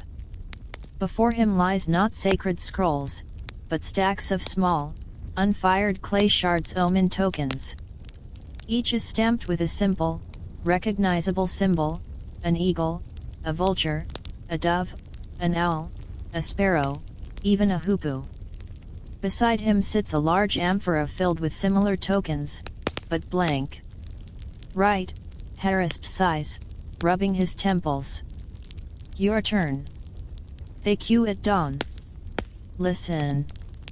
Identify the type of question. Give them the corresponding token. They drop it in the amphora. We collect them at dusk. Senior priests interpret the omens and massay tomorrow morning. Results posted there. He nods towards a large, smooth-plastered section of the gate wall already covered in yesterday's chalk symbols and brief pronouncements: dove token, safe journey confirmed. Owl token, delay business venture. Sparrow token, minor dispute resolved favorably. It's divination as civic service. Efficient. Impersonal. Brilliantly adapted to volume. You're not interpreting, you're triaging hope and fear. The human tide of anxiety. No sooner do you sit beside Harisp than the queue surges forward. First is a sun-leathered farmer reeking of goats, clutching a squawking chicken. My best nanny goat, priest. Kicked her bucket this morn. Just dropped dead. No mark, no nothin'. Bad sign for the herd, for my boy's betrothal next moon. His eyes are wide with superstitious dread. Livestock omen. You hand him a vulture token, purification, uncovering hidden causes. He stares at the grim bird stamp, gulps, and drops it into the amphora like a hot coal. Next, a young woman, hands trembling, eyes downcast. My betrothed journeys to Ecbatana with his father's carpets. The road, bandits, will he? She can't finish. Safe travel. You give her a dove token. She clutches it like a talisman, whispering a prayer before letting it fall into the jar. A burly carpenter, knuckles scarred, slams a fist on the table, making the tokens jump. That thieving weaver Darius. Swore he delivered the blue linen yesterday. Lies. Do I take him before the magistrate or just break his nose? Conflict resolution. You hesitate, then hand him a hoopoe token revealing hidden truths, healing disputes. He scowls at the flamboyant bird stamp. Healing ba. But, alright. He stomps off, glaring at the token. The bizarre case of the whispering sparrow, a truly WTF moment. Then comes an old woman, bent double over a cane, eyes milky with cataracts. She doesn't speak, just holds out a trembling hand. In her palm lies a tiny, very dead sparrow. Before you can react, she leans in conspiratorially, her breath smelling of onions and age. "Found it, young seer," she rasps. "Right on my doorstep. Stone dead. But..." Her voice drops to a whisper, before the crows took its eyes. "I swear by Mithra, its little beak was moving. Whispering. What did it say? Was it my name? Was it his name?" She looks terrified and hopeful. Interpreting bird corpse whispers. "This is beyond the tokens." Harris pinches the bridge of his nose. You recall a bizarre, half-drunken anecdote from a senior priest about village soothsayers sometimes listening to rodent bones or bird skulls in smoke. Utter heresy by aviary standards. You gently take the sparrow, cold, stiff, and place it aside, handing her a sparrow token. "Domestic matters. The token will carry your question," you say, feeling utterly inadequate. She looks disappointed but shuffles off, clutching the clay shard.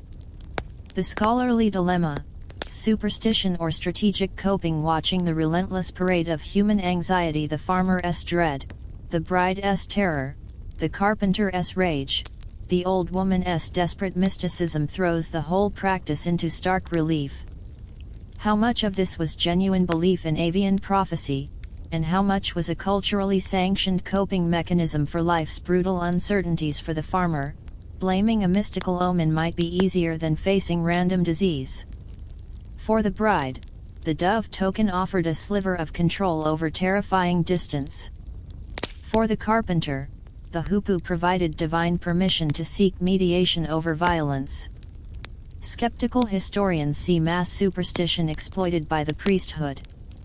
Others argue it was a vital social safety valve, offering ritualized hope, communal reassurance, and a framework for decision-making in a world without insurance, reliable medicine, or swift justice. Watching a mother press a sparrow token into her child's hand before a journey, murmuring a Huram Mazda watches, you see less blind faith and more the universal human need for a comforting ritual in the face of the unknown. The dung divination debacle. Just as the midday sun beats down, turning the gate into a dusty furnace, a commotion erupts. A donkey, overloaded with clay jars, balks in the middle of the thoroughfare. It brays, kicks, and finally, in a spectacular act of protest, lifts its tail and deposits an enormous, steaming pile right on the cobblestones. Traffic halts. Merchants curse. A harried-looking potter whose jars are threatened screams at the drover. Amidst the chaos, a small boy, maybe 6 years old, darts forward. He stares, fascinated, at the fresh dung. Then, he points a grubby finger. "Look, Mama. A hawk." He's pointing at a shape formed by the way a particularly firm segment has landed atop the pile, vaguely resembling a bird with wings spread. "A hawk in the POO. Is that good?" His mother, trying to pull him back, flushes crimson. But others nearby pause. A woman selling dates squints. "Does look a bit hawk-like." A traveling scribe chuckles. Hawk rising from waste could signify unexpected fortune from humble origins. The potter, still furious, scowls. "Or it's just donkey shit." Laughter ripples through the crowd. The moment is absurd, grotesque, yet undeniably human. Harris groans. "Don't even think about giving that a token." You don't.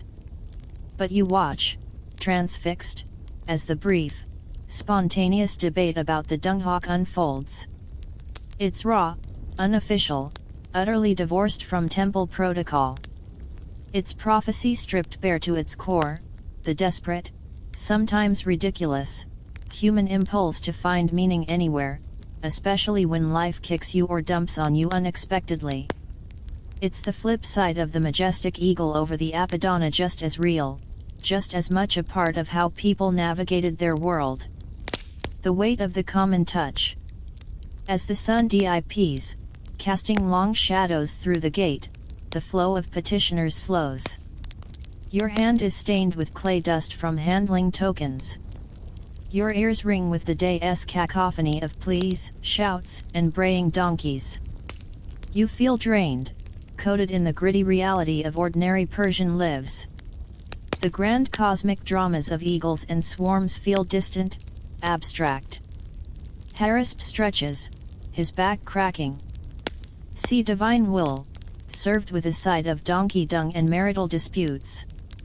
He gestures at the amphora, now half full of tokens. Each one a knot of fear, a flicker of hope. We sort the knots. The seniors untangle them tomorrow. Mostly. He gives you a tired, knowing look.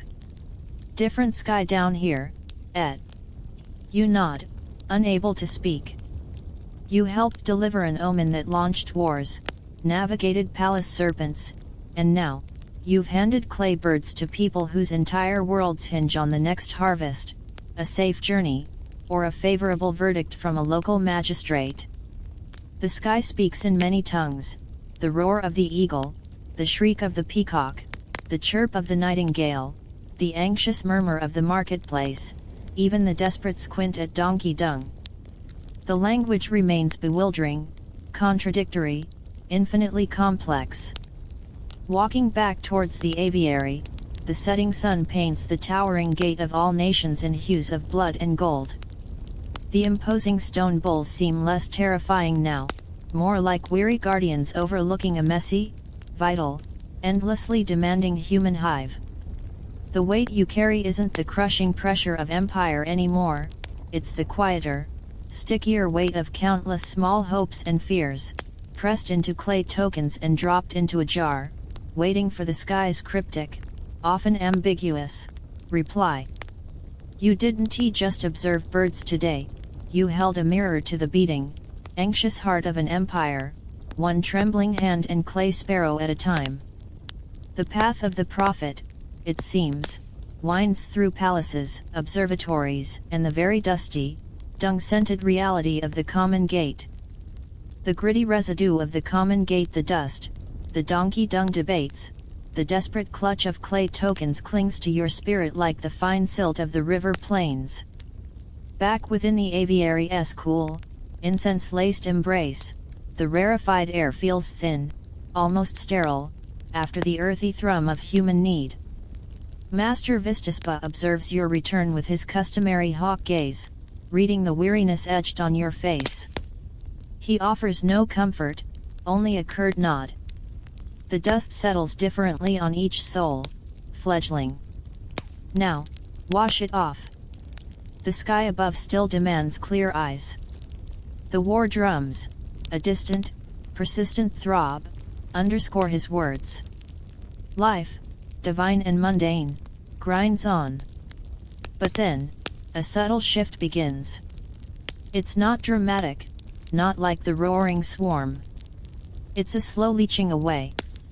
A creeping absence. The fading chorus. You notice it first during the dawn watch on the Whispering Stone. The usual pre-sunrise symphony, the chirps and whistles from the city's gardens and roosts, the distant cries of waterfowl from the canals feels thinner, quieter. You dismiss it as fatigue, the lingering echo of the gate's cacophony dulling your senses. Perviz, shivering beside you, yawns. Quieter than usual, and maybe the birds are sleeping in. But the silence deepens. Day after day. The raucous flocks of sparrows that used to squabble over crumbs near the aviary kitchens dwindle. The swallows that nested in the high arches of the gate of all nations, their swooping flights a constant dance, become scarce. Even the ubiquitous pigeons seem fewer, their cooing less frequent, more subdued. The air feels emptier, heavier. The vibrant tapestry of sound woven into the fabric of Persepolis is fraying, thread by thread. Mainstream history meets ecological whisper.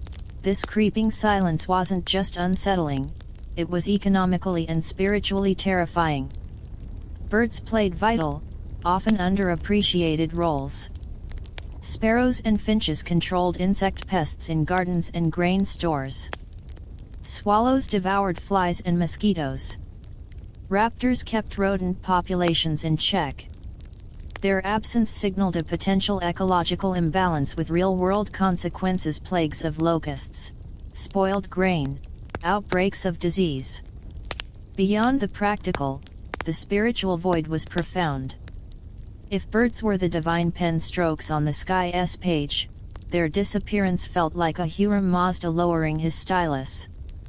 The world felt abandoned, its sacred language falling silent. The panic sets in, omens from absence. Within the aviary, the atmosphere curdles from routine tension into palpable dread. Senior priests pore over ancient scrolls, searching for precedents for such widespread avian silence. Clay tablets pile up in the common gate token amphora, bearing questions laced with a new, raw fear: no swallows at my eaves. Is my house cursed? Sparrows gone from the market. Will the locusts come? Only crows remain. What doom approaches? Master Vistaspa moves like a storm cloud, his indigo robe seeming to absorb what little light remains. He orders constant watches, day and night, straining for any sign. But the sky remains stubbornly, unnervingly vacant. Reports trickle in from outlying villages and caravan stops, similar silences. It's not just Persepolis. The birds are vanishing across the heartland. The desperate gambit, wind traps and sacrificial figs. Fear breeds strange rituals. One senior priest, Melzar, known for his rigid adherence to obscure texts, advocates a radical approach.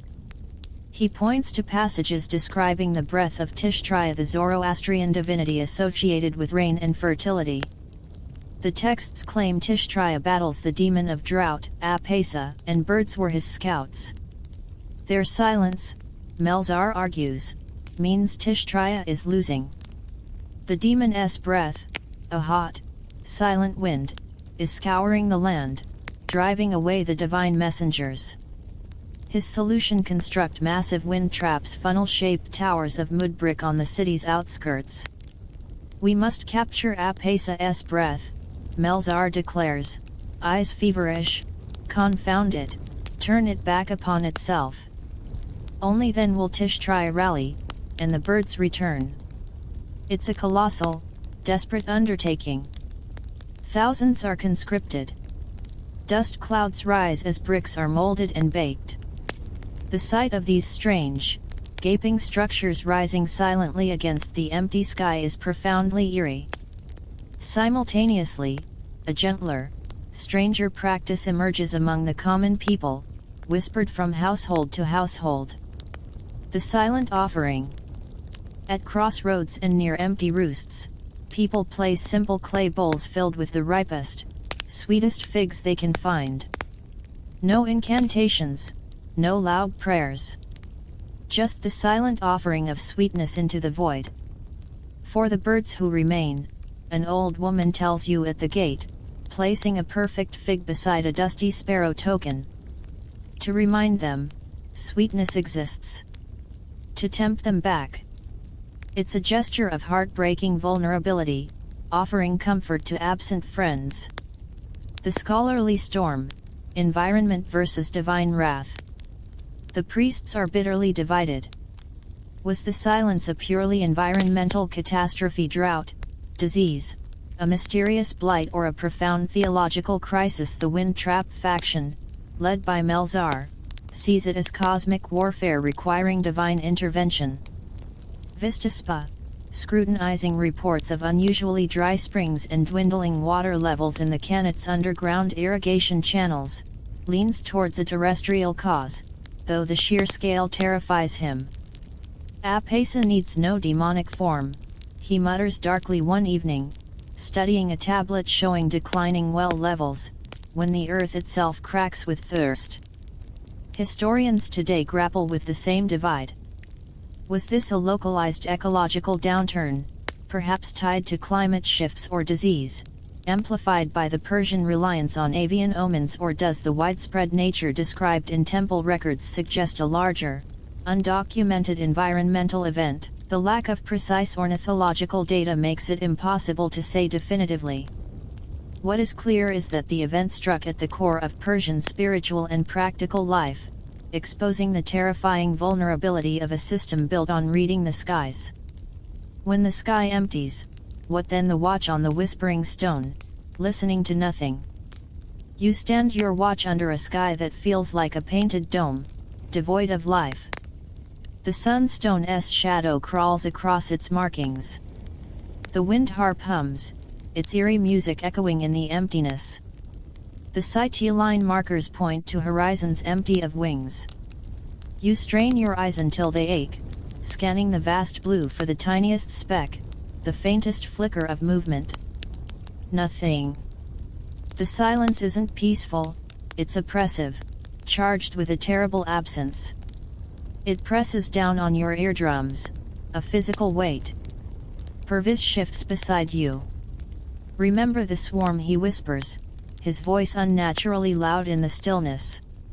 All that noise, all that life, terrifying. But this. He shudders. This is worse. It's like the world is, holding its breath. He's right.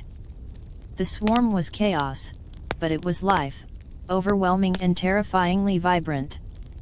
This silence is negation. It feels like a prelude to an ending. You find yourself missing the common gate's clamor, the braying donkeys, the shouting merchants, even the desperate petitioners.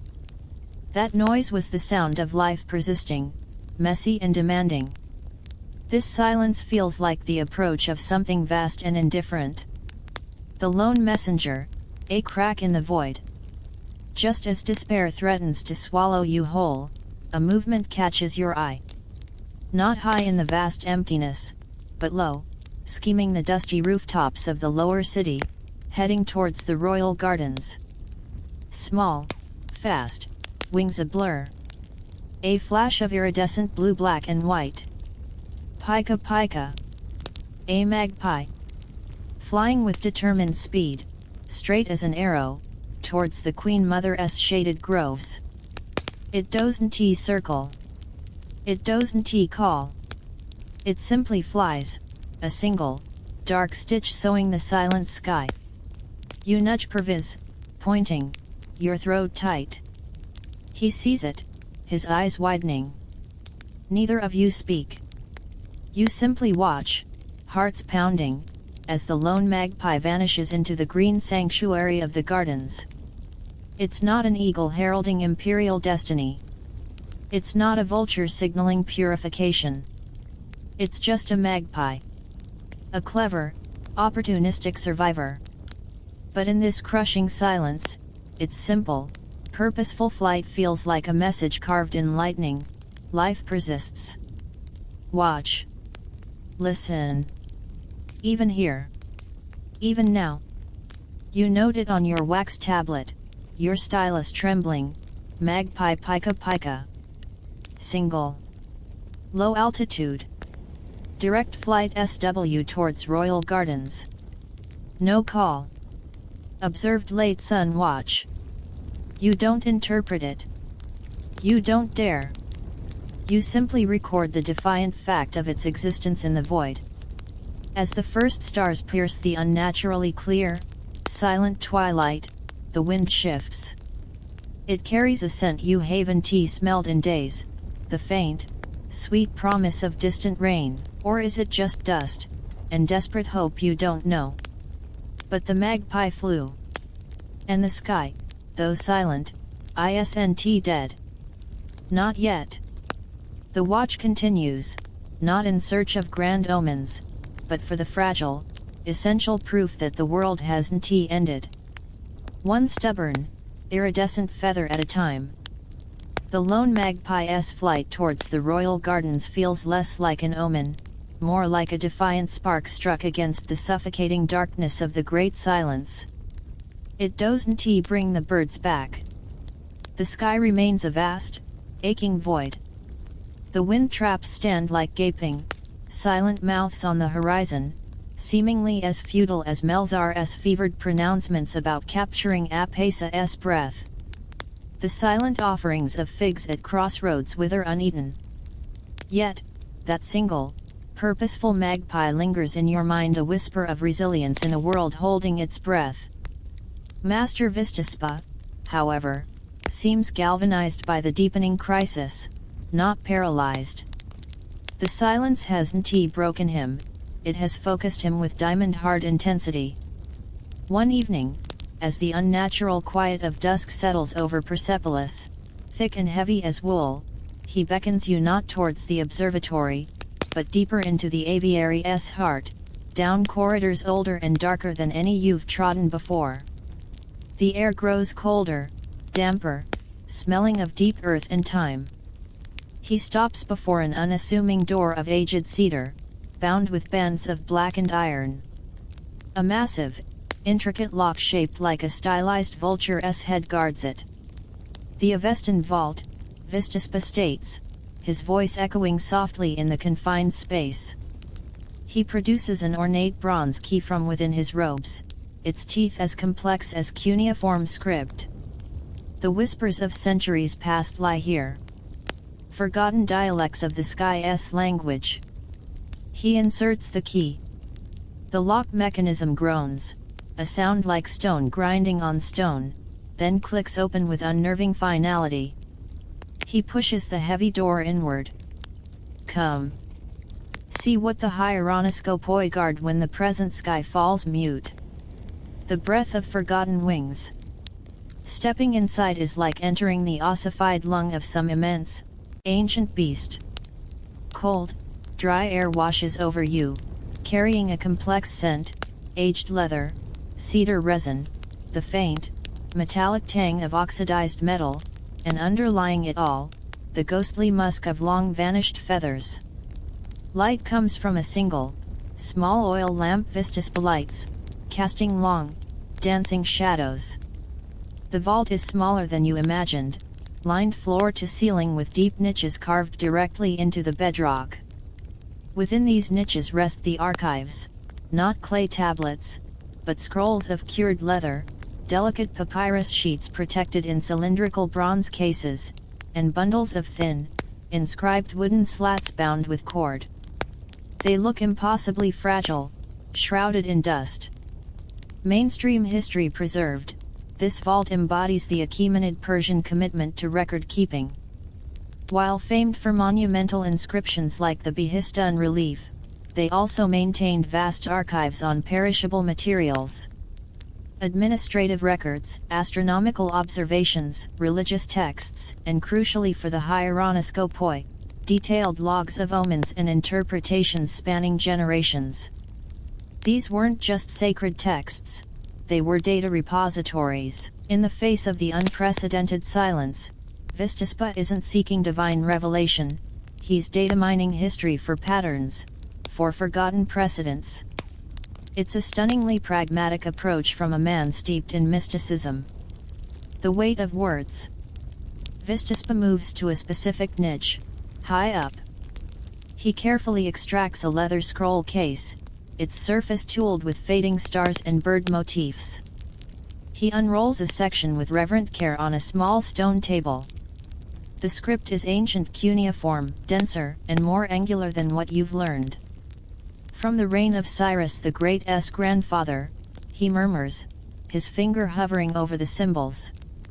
A year of unusual stillness. Sparrows vanished from Anshan. Interpreted then as a sign of Mithra's displeasure over a broken treaty. He points further down. Remedies prescribed, purification rites, increased tributes to fire temples, and the sacrifice of a white stallion at a mountain shrine. He looks up, his grey eyes reflecting the lamplight. The sparrows returned the following spring. Coincidence or appeasement? The scroll doesn't say. It only records the fear and the response. He moves to another niche, pulling out a bundle of wooden slats. Later. Under Cambyses. Reports from the Egyptian frontier. A silence of the ibis along the Nile Delta preceding a plague of locusts. He taps a slat. Here, a priest notes a correlation with unusually low flood levels.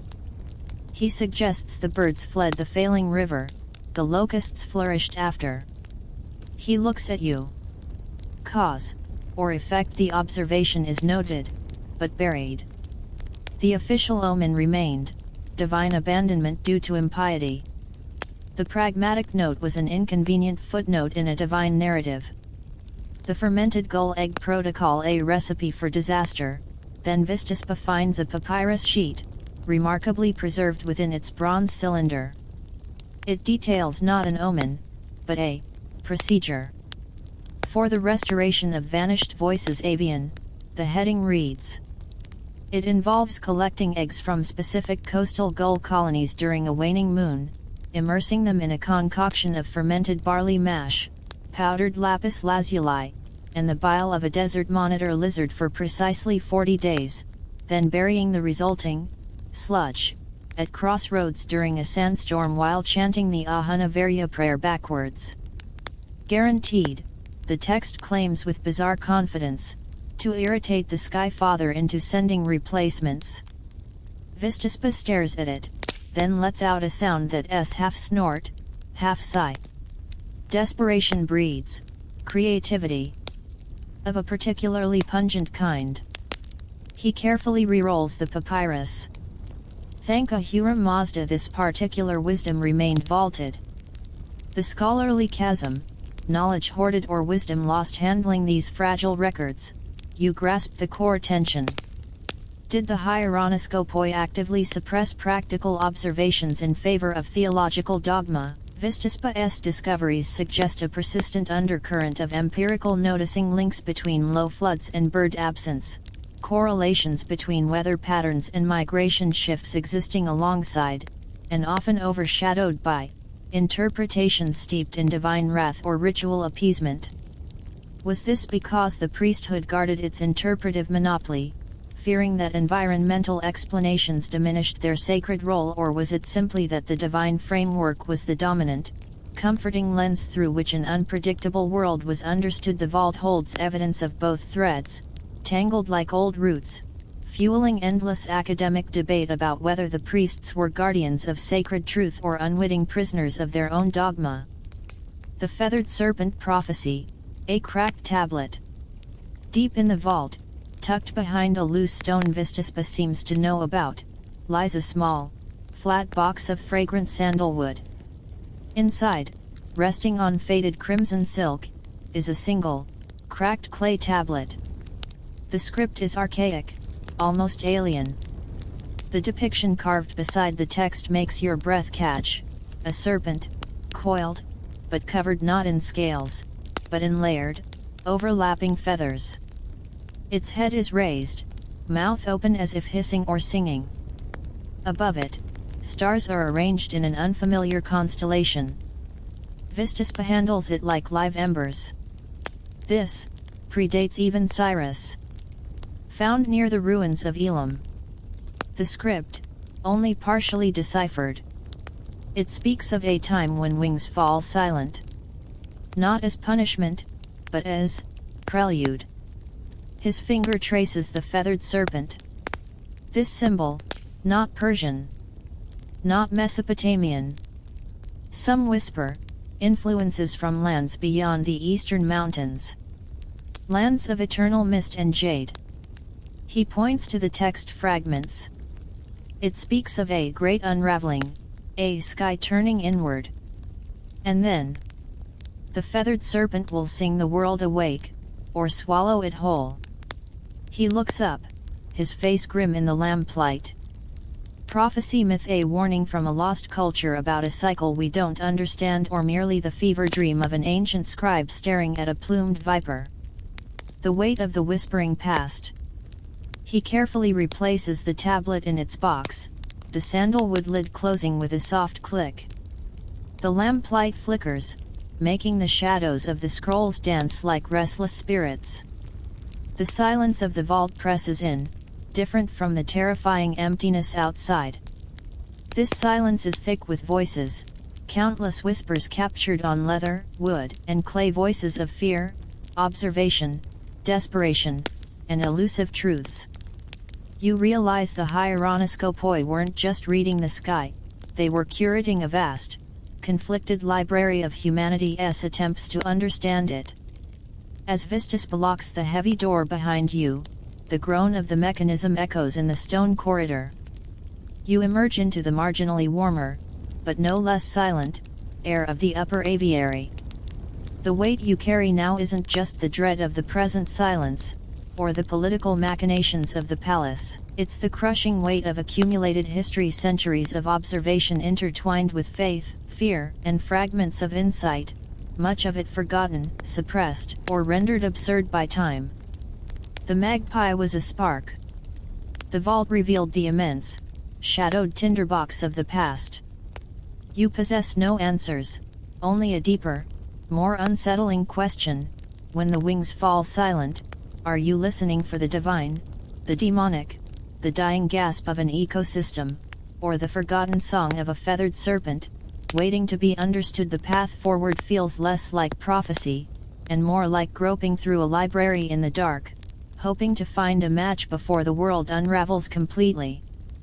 The silence outside the aviary's thick walls remains, a heavy cloak smothering Persepolis. But within the scriptorium, a long, high-ceilinged hall bathed in the pale, dust-moted light filtering through alabaster windows, a different sound emerges, the frantic, rhythmic scratch-scratch-scratch of styli on wax. The air here smells of beeswax, cedarwood, and the faint, sour tang of adolescent sweat.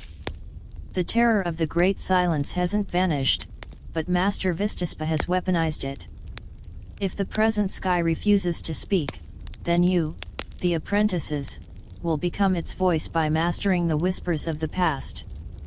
The scriptorium, where prophecy gets calluses. Gone are the sun-drenched observatory vigils, the tense palace summons, the gritty chaos of the common gate. Now, your world is reduced to a slanted wooden writing desk, a lumpy reed cushion, and the unforgiving surface of a wax tablet. Your fingers, more accustomed to sketching bird flight paths or gripping a practice spear, every Persian youth learned basics, cramp around the bronze stylus. Your eyes sting from deciphering archaic cuneiform symbols that dance like ants on the leather scrolls propped before you. Perviz, hunched beside you, mutters curses under his breath as he smudges a line. Senior scribe priest Dariush, no relation to the king, he constantly reminds everyone, with a hint of disappointment, paces the aisles like a heron stalking minnows. Thin, stooped, with ink-stained fingers and eyes magnified by thick crystal lenses perched on his nose, he embodies the meticulous, often pedantic, soul of the archive. Accuracy. He snaps, rapping Perviz's knuckles lightly with a reed ruler. Not approximation. That wedge is too shallow. That horizontal stroke too long. The sky's past whispers are delicate, fledglings. One botched sign, one misplaced angle, and divine favor becomes impending locusts. Do you wish to summon locusts? Perviz flinches, frantically smoothing the wax. Mainstream history in the margins, this intense scribal training wasn't just busy work. Literacy in cuneiform was a rare and powerful skill in ancient Persia, largely confined to the priestly and administrative elite. The ability to record, preserve, and interpret texts like the Avesta Zoroastrian scriptures and the vast Oman archives was fundamental to maintaining religious orthodoxy, imperial administration, and the hieronoscopoi's authority. Your cramped fingers are learning the very mechanics of power and divine connection. Every correctly copied wedge reinforces the temple's grip on interpreting the world. The feathered serpent enigma, forbidden fruit. The scrolls you copy are mostly mundane, weather records from Nebuchadnezzar's reign, lists of temple grain offerings, painstakingly dry descriptions of standard vulture circling patterns. Important, Dariusht insists, for building foundational knowledge and discipline. Grand prophecies are built on mundane bricks, fledglings. Copy the bricks, but your mind keeps drifting back to the cracked tablet in the vault. The feathered serpent. The archaic warning about the time when wings fall silent. Was it a prelude to awakening, or annihilation? You catch glimpses of related fragments on other scrolls. Dariusht assigns oblique references to serpents of the air, star patterns that coil, wisdom from the jade mists. It's like assembling a broken mosaic blindfolded. You yearn to ask, but Dariusht's focus is rigidly on precise replication, not interpretation. Copy the signs, apprentice. The meaning will unfold, or it won't. That S for the masters, not ink-stained fledglings. The scholarly tug-of-war, preservation versus interpretation. This rigid separation highlights a fundamental tension within the priesthood itself. Were scribes merely sterile copyists, or vital custodians of meaning? Dariusht represents the purest view. Perfect transmission is sacred. Altering a stroke is heresy, questioning the text is dangerous pride. But others, like Vistaspa, who occasionally drifts through the scriptorium like a blue ghost, observing silently, seem to believe true understanding requires grappling with the text, questioning its context, its contradictions. Did the original scribe of the feathered serpent tablet believe it? Was it a metaphor, a record of an alien encounter? The purists fear that questioning erodes faith. The interrogators fear that blind copying buries truth. Your aching hand becomes the battleground. The ritual of the sacred quill and its utterly mundane annoyance. Adding another layer of absurdity is the mandatory use of the hieratic stylus. Once a week, under Dariusht's solemn supervision, you must fashion your own stylus. Not from common bronze, but by carefully selecting and trimming a specific flight feather, usually a primary from a hawk or eagle associated with clarity and divine vision, though in a pinch, a sturdy vulture pinion resilience. Uncovering truth is acceptable. You must recite prayers to Mithra, god of contracts and writing, while honing the tip to a perfect point on a sacred oil stone. The instrument shapes the intention, Dariusht intones, watching you struggle to whittle the tough quill without snapping it. A divine messenger's feather channels divine messages. The reality hawk feathers are brittle. Vulture quills stink faintly of carrion. You spend more time resharpening broken tips or trying not to gag than actually copying. Perviz spends one entire session trying to write with a fluffy owl feather he found for hidden wisdom. Before Dariusht confiscates it with a sigh that could extinguish a lamp. The sacred quill ritual, meant to elevate, often feels like divinely mandated frustration therapy. The Whisper Network, ink-stained rebels. Frustration breeds covert action. During breaks, hunched over shared water jugs in a sun-drenched corner of the courtyard, a furtive exchange begins. Perviz leans in, his voice barely audible over the oppressive silence. Found something weird. Copying rainfall records for Susa, year of the Great Hail. Scribbled in the margin, tiny. Saw 3 hoopoes dancing on the city wall at midnight. Under a full moon. Laughed like children. Bad harvest followed. Coincidence. Another apprentice, Shai Leela, whispers, in a livestock ledger, near the back. Old Mazda priest claims crow taught him fire-making song. Sang it. Burnt beard. Crows laughed. You share your own fragment, gleaned from a tedious grain tax list. Caravan master from Sarika, land of silk, spoke of sky serpents made of light, singing storms awake. Called them lung. Drank too much rhubarb wine. These illicit snippets, the doubts, the anomalies, the bizarre anecdotes scribbled by bored or brave hands centuries ago become your secret scripture. They paint a picture far messy, more human, and infinitely stranger than the official, polished prophecies. They hint at a priesthood not of monolithic certainty, but of individuals grappling with the weirdness of the world, sometimes with awe, sometimes with burnt beards. It's heresy. It's exhilarating. The crack in the foundation, Vistaspa's test. One afternoon, Vistaspa appears at your desk. He doesn't look at your latest copy of Barley Yields. He places a small, worn wooden diptych 2-hinged wax tablets before you. One side contains a short passage in standard cuneiform, a straightforward omen about ravens flying west at dusk signifying successful trade negotiations. The other side holds the same passage, but copied with several deliberate, subtle errors, a wedge misplaced here, a sign reversed there, altering the meaning to suggest ravens flying west signify betrayal and financial ruin. Well, fledgling Vistaspa's voice is low, neutral. Compare them. What do you see? Your heart pounds. This is a trap. Or a test. Or both.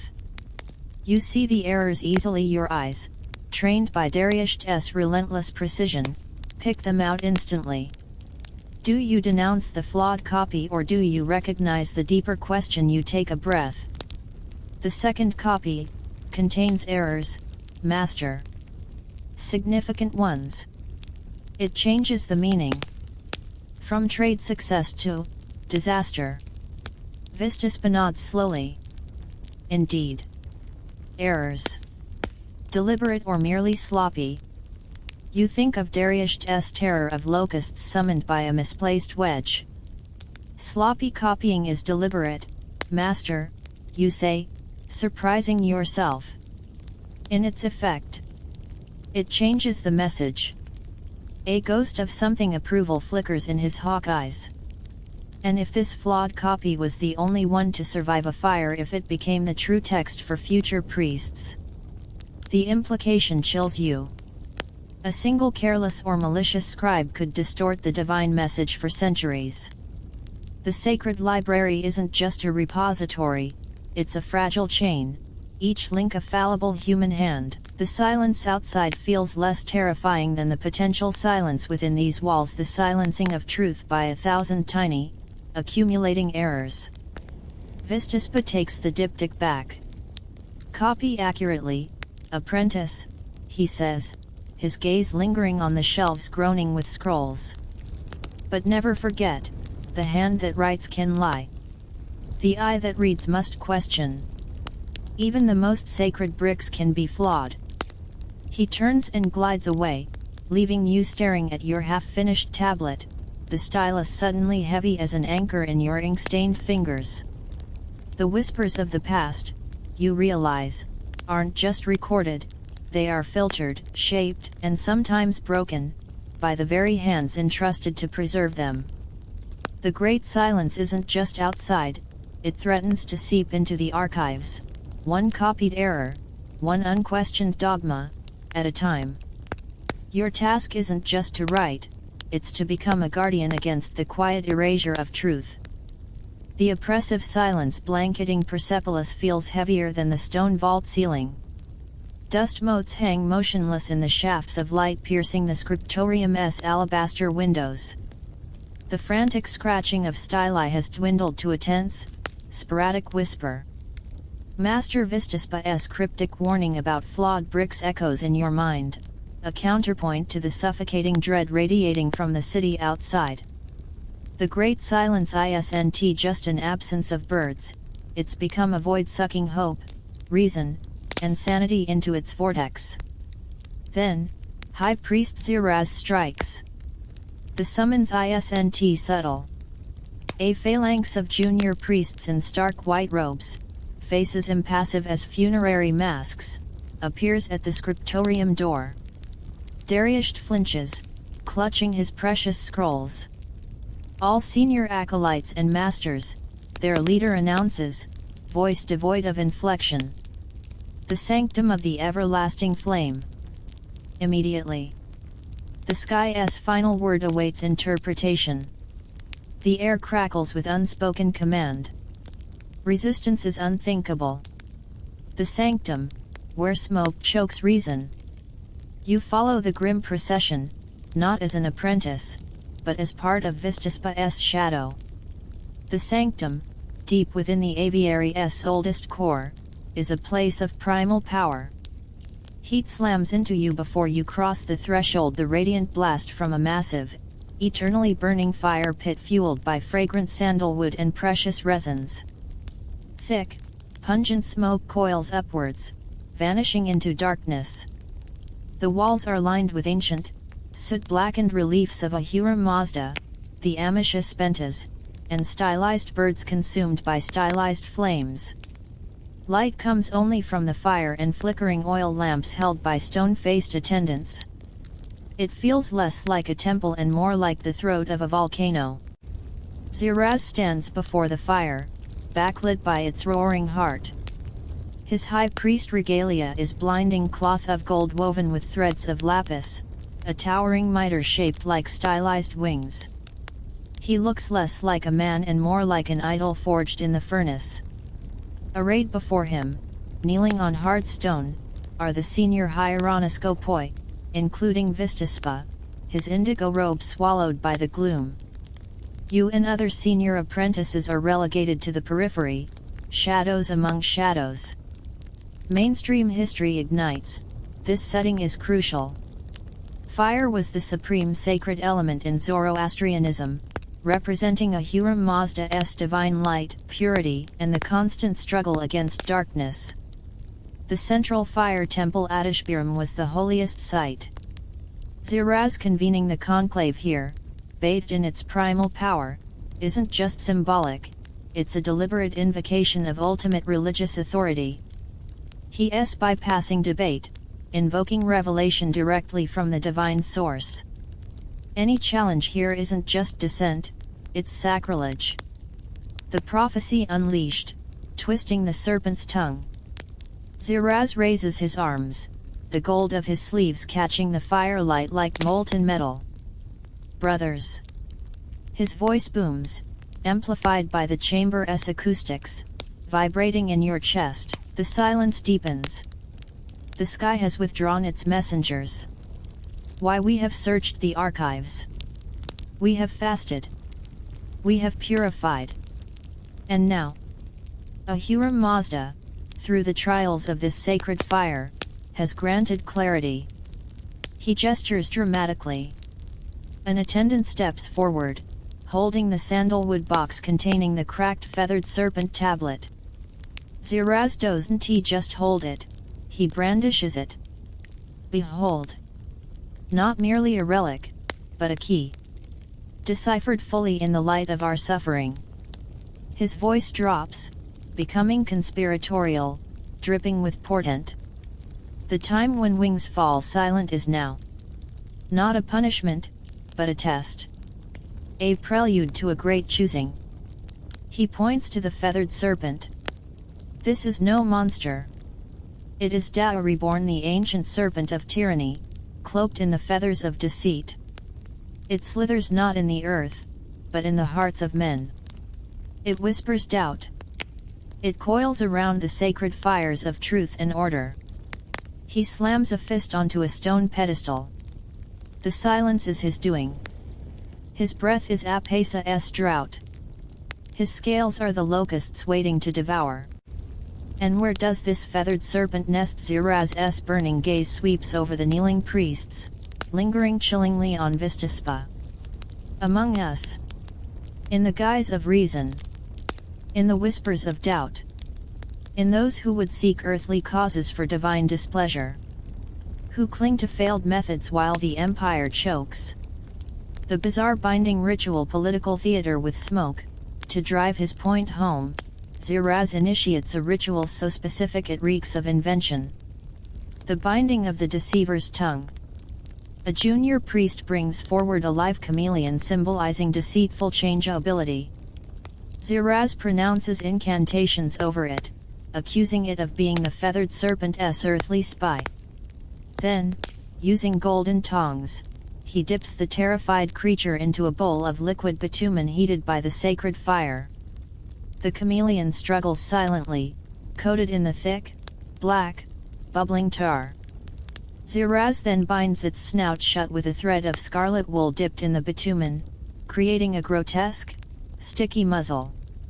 Thus, he intones, holding the immobilized creature aloft, is the voice of doubt and deception silenced in the face of divine truth. The symbolism is crude, visceral, terrifyingly effective. The message is clear: dissent will be tarred, bound, and silenced.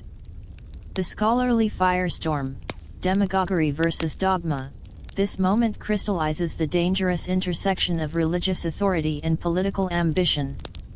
Ziraz isn't just interpreting an omen, he's weaponizing a vague, ancient prophecy to target internal rivals like Vistaspa and consolidate absolute power under the guise of divine mandate. He exploits the genuine terror of the silence, twisting environmental anxiety into a witch hunt for doubters. Historians fiercely debate, was this a cynical power grab, or did Ziraz genuinely believe his own apocalyptic narrative? Does it matter? The effect, the suppression of pragmatic inquiry and the stoking of religious hysteria is the same. It's a stark lesson in how easily sacred symbols can be hijacked to serve earthly tyranny. The weight of witness, Vistaspa's gambit. A suffocating silence follows the chameleon's muffled struggles. The senior priests kneel, heads bowed, faces obscured by smoke and shadow. Fear radiates from them like heat from the coals. Ziraz basks in the terrible stillness, the tar-dripping chameleon still held high. The path is clear. He thunders. Purge the doubt. Reaffirm pure faith. Double the tributes to the temples. Triple the sacred fires. And place the guidance of the temporal realm fully into the hands of those who hold the divine flame. He means himself. Absolute power, spiritual and temporal, demanded in the name of fighting a feathered serpent only he can see. The silence stretches, taut as a bowstring. The only sounds are the crackle of the fire and the choked, sticky breaths of the bound chameleon. Ziraz's gaze sweeps the room, demanding submission. Then, a movement. Slow, deliberate. Vistaspa rises from his knees. He doesn't shout. He doesn't gesture. He simply stands, a figure of quiet indigo defiance against the roaring gold and black backdrop. All eyes snap to him. Ziraz's triumphant expression hardens into something dangerous.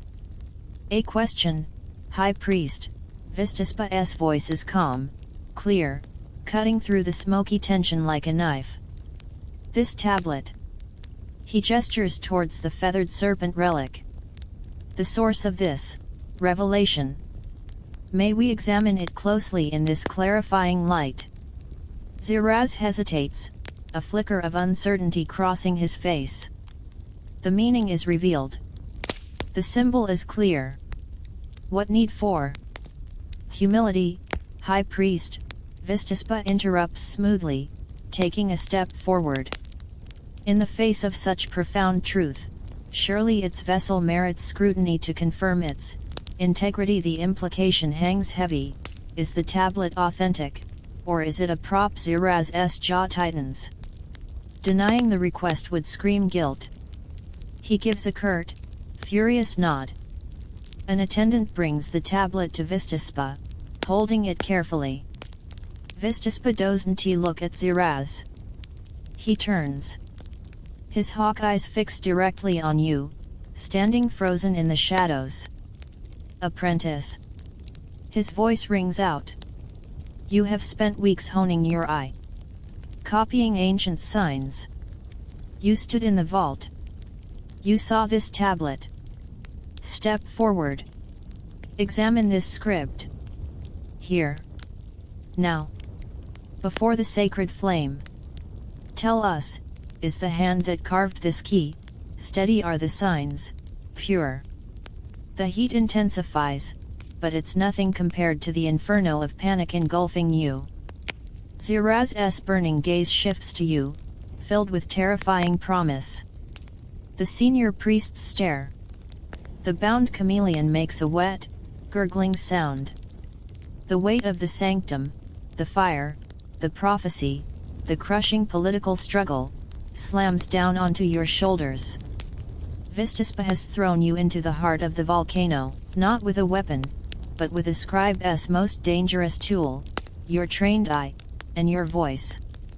The truth of the feathered serpent, and perhaps the fate of the aviary, hinges on what you saw in the vault's lamplight, and the courage to speak it before the silencing tar is poured. The heat of the sacred flame licks your face like the tongue of a forge. The thick, resinous smoke claws at your throat. Ziraz's gaze is a physical weight, hot and sharp as a brand, promising ruin. Vistaspa's stare, cool and expectant, holds you steady. The cracked tablet, heavy and ancient, is placed in your trembling hands by the stone-faced attendant. The sandalwood box lies discarded at your feet.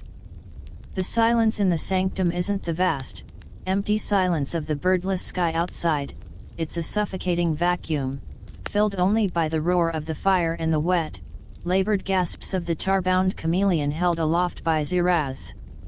Examine it. Here. Now. Before the sacred flame. Vistaspa's command echoes in your skull. Tell us.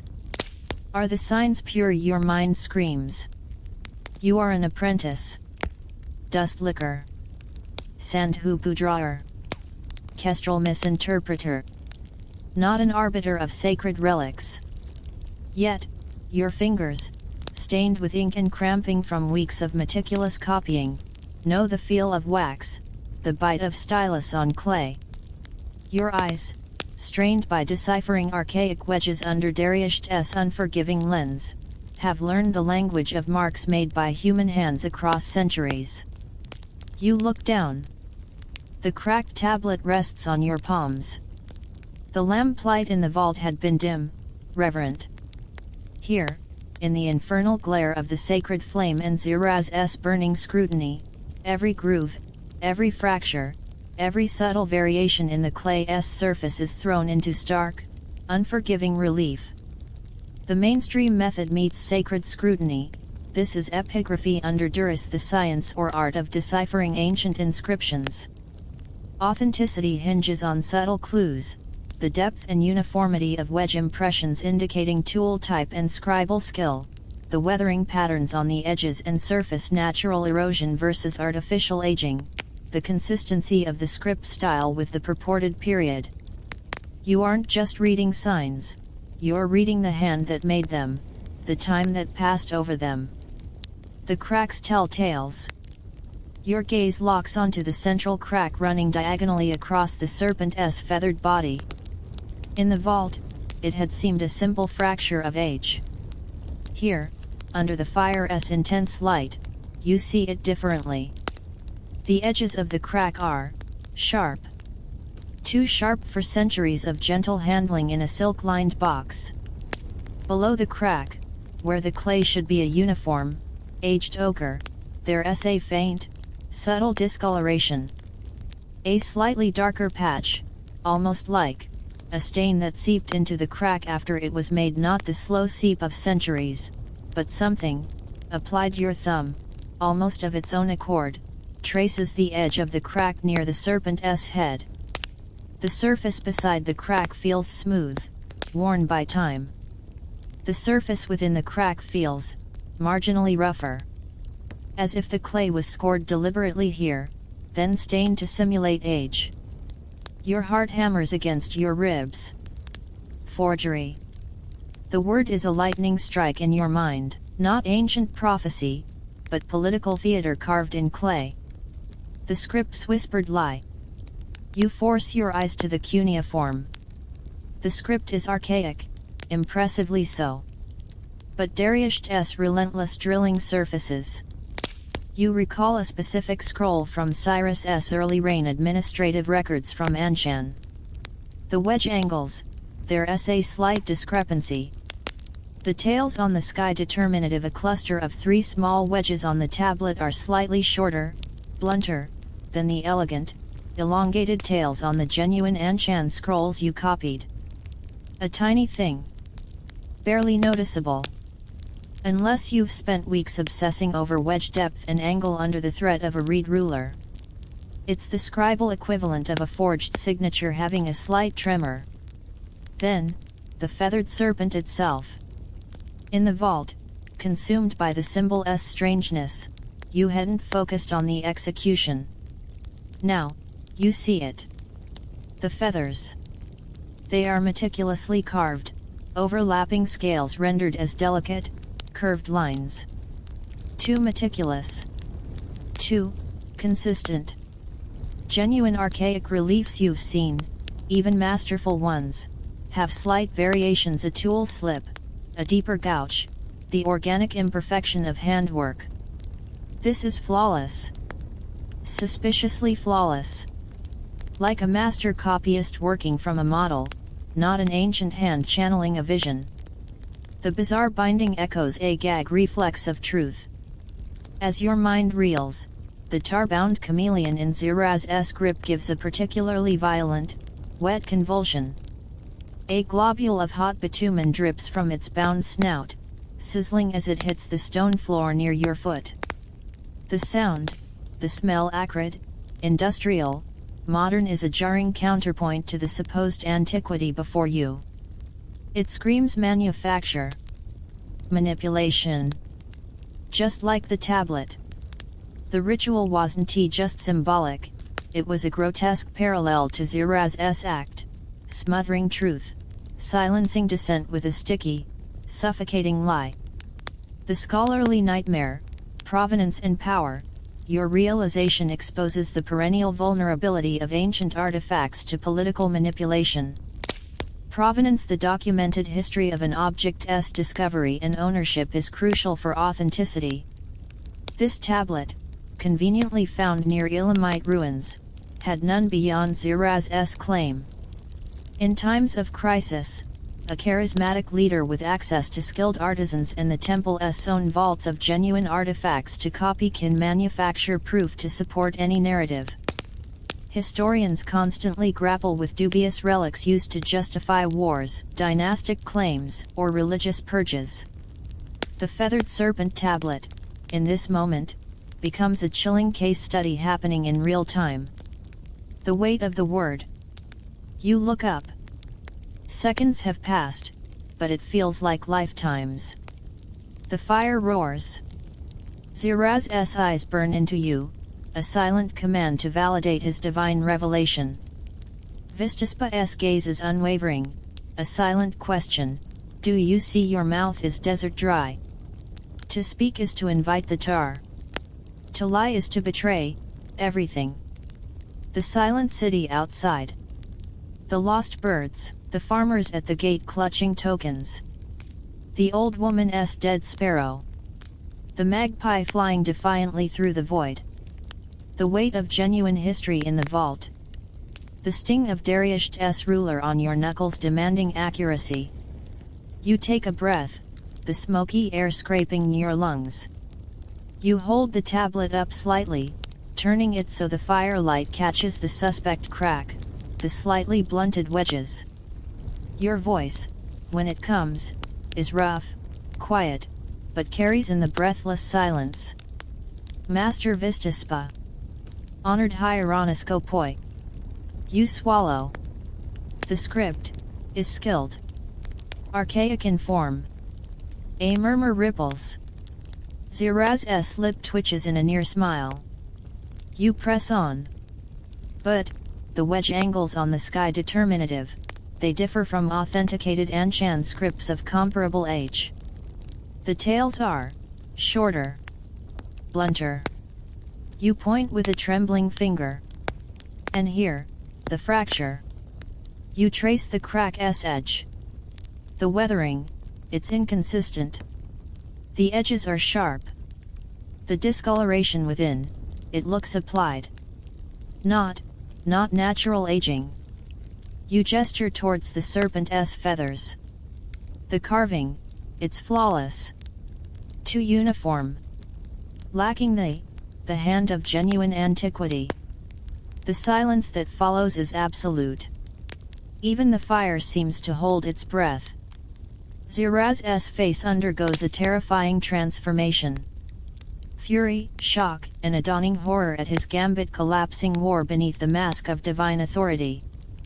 The bitumen on the chameleon drips again, plop, onto the stone. Vistaspa steps forward, his voice cutting through the stillness like cold iron. A copy, then a recent copy aged artificially designed to support a specific interpretation. He doesn't look at Ziraz. He looks at the tablet in your hands, then at the senior priests. The key to our crisis is a forgery. Chaos erupts. Priests surge to their feet, shouting, pointing. Accusations fly like sparks from the sacred fire. Sacrilege. Lies. Examine it yourself.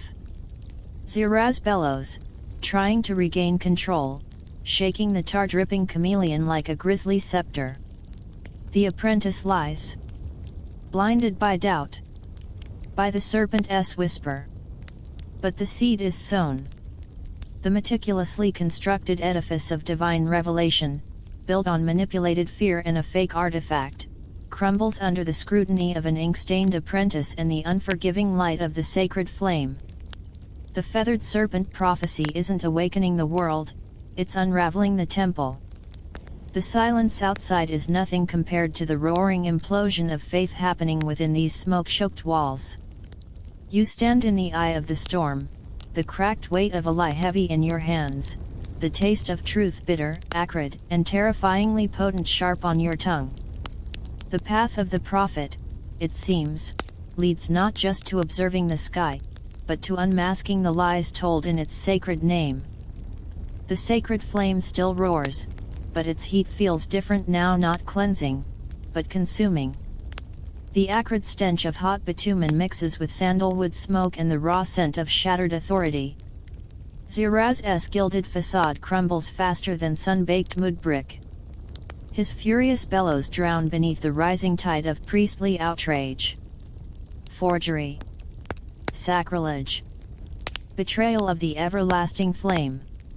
The tar-smeared chameleon, forgotten in his grasp, slips free with a sickening plop, scrambling blindly, pathetically, across the soot-stained floor, a living symbol of his unraveling scheme. Vistaspa doesn't join the shouting. He moves like a shadow through the chaos, his indigo robe untouched by the flying spittle and accusations. He retrieves the cracked tablet from your numb hands, holding it not as a relic, but as evidence. His hawk eyes sweep the room, silencing pockets of tumult with their sheer, cold intensity. The sky fell silent, his voice cuts through the din, quieter than Ziraz's roar, yet carrying infinitely further. And in that silence, we were tested. Not by Apesa's breath, but by our own hunger for certainty. We grasped at serpents, real or imagined, and nearly strangled ourselves with the rope. He gestures towards the fleeing Ziraz, now surrounded by grim-faced priests who were his allies moments ago. The deception is revealed. The sanctum is desecrated not by doubt, but by deceit cloaked in gold. The crumbling edifice. The days that follow are a blur of grim consequence. Ziraz is stripped of his regalia, his gilded mitre broken like kindling. He disappears into the temple's deepest cells, awaiting judgment far harsher than any he planned for Vistaspa. The feathered serpent tablet is publicly shattered on the steps of the Gate of All Nations, its shards ground into dust beneath the indifferent hooves of passing donkeys. The wind traps stand half-built on the horizon, silent monuments to Melzar's misguided fervor, already crumbling under the first scouring winds of a coming storm. But the true collapse isn't confined to the aviary. The silence, weaponized and then betrayed, becomes a contagion of despair. Rumors slither through Persepolis faster than any serpent, the hieronoscopoi lied. The gods are truly gone. The sky is empty. The carefully maintained edifice of divine order, already cracked by the birdless void, begins to fracture. Tributes dwindle. Prayers at fire temples feel hollow, echoing in spaces suddenly devoid of meaning. The war drums falter, then stop. News arrives, fragmented and grim, Macedonian phalanxes, led by a young king whose name tastes like ash Alexander, have shattered Darius's armies at Issus. The royal road bleeds silver no longer, it bleeds retreating soldiers and fleeing nobles. The eagle's eastward flight feels like a cruel joke, a divine signature forged on a bounced check of imperial ambition. Mainstream history closes its fist. This internal implosion perfectly mirrors the terminal vulnerability of the Achaemenid Empire. Vast, diverse, and held together by a complex web of satrapal loyalty, religious sanction, and military might, the empire was uniquely susceptible to a crisis of legitimacy.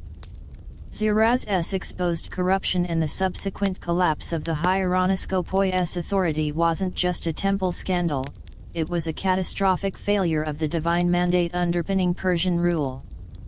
When priests tasked with reading the divine will are caught forging it, who holds the empire together? Alexander didn't just defeat Persian armies, he exploited a spiritual and political vacuum already yawning wide. Vistaspa's final lesson, the empty sky's truth. You find him one twilight atop the whispering stone. The observatory feels abandoned, the instruments gathering dust. The great silence persists, but it's different now. Not terrifying, just vast, empty, honest. Vistaspa stares east, towards the gathering darkness where empire bleeds into defeat. He wears simple undyed linen, the indigo gone. He looks older, stripped bare. We sought patterns, fledgling, he says, his voice softer than the evening breeze. In feathers, in stars, in cracks on clay. We built entire worlds on the flutter of a wing, the angle of a shadow. We called it the divine language.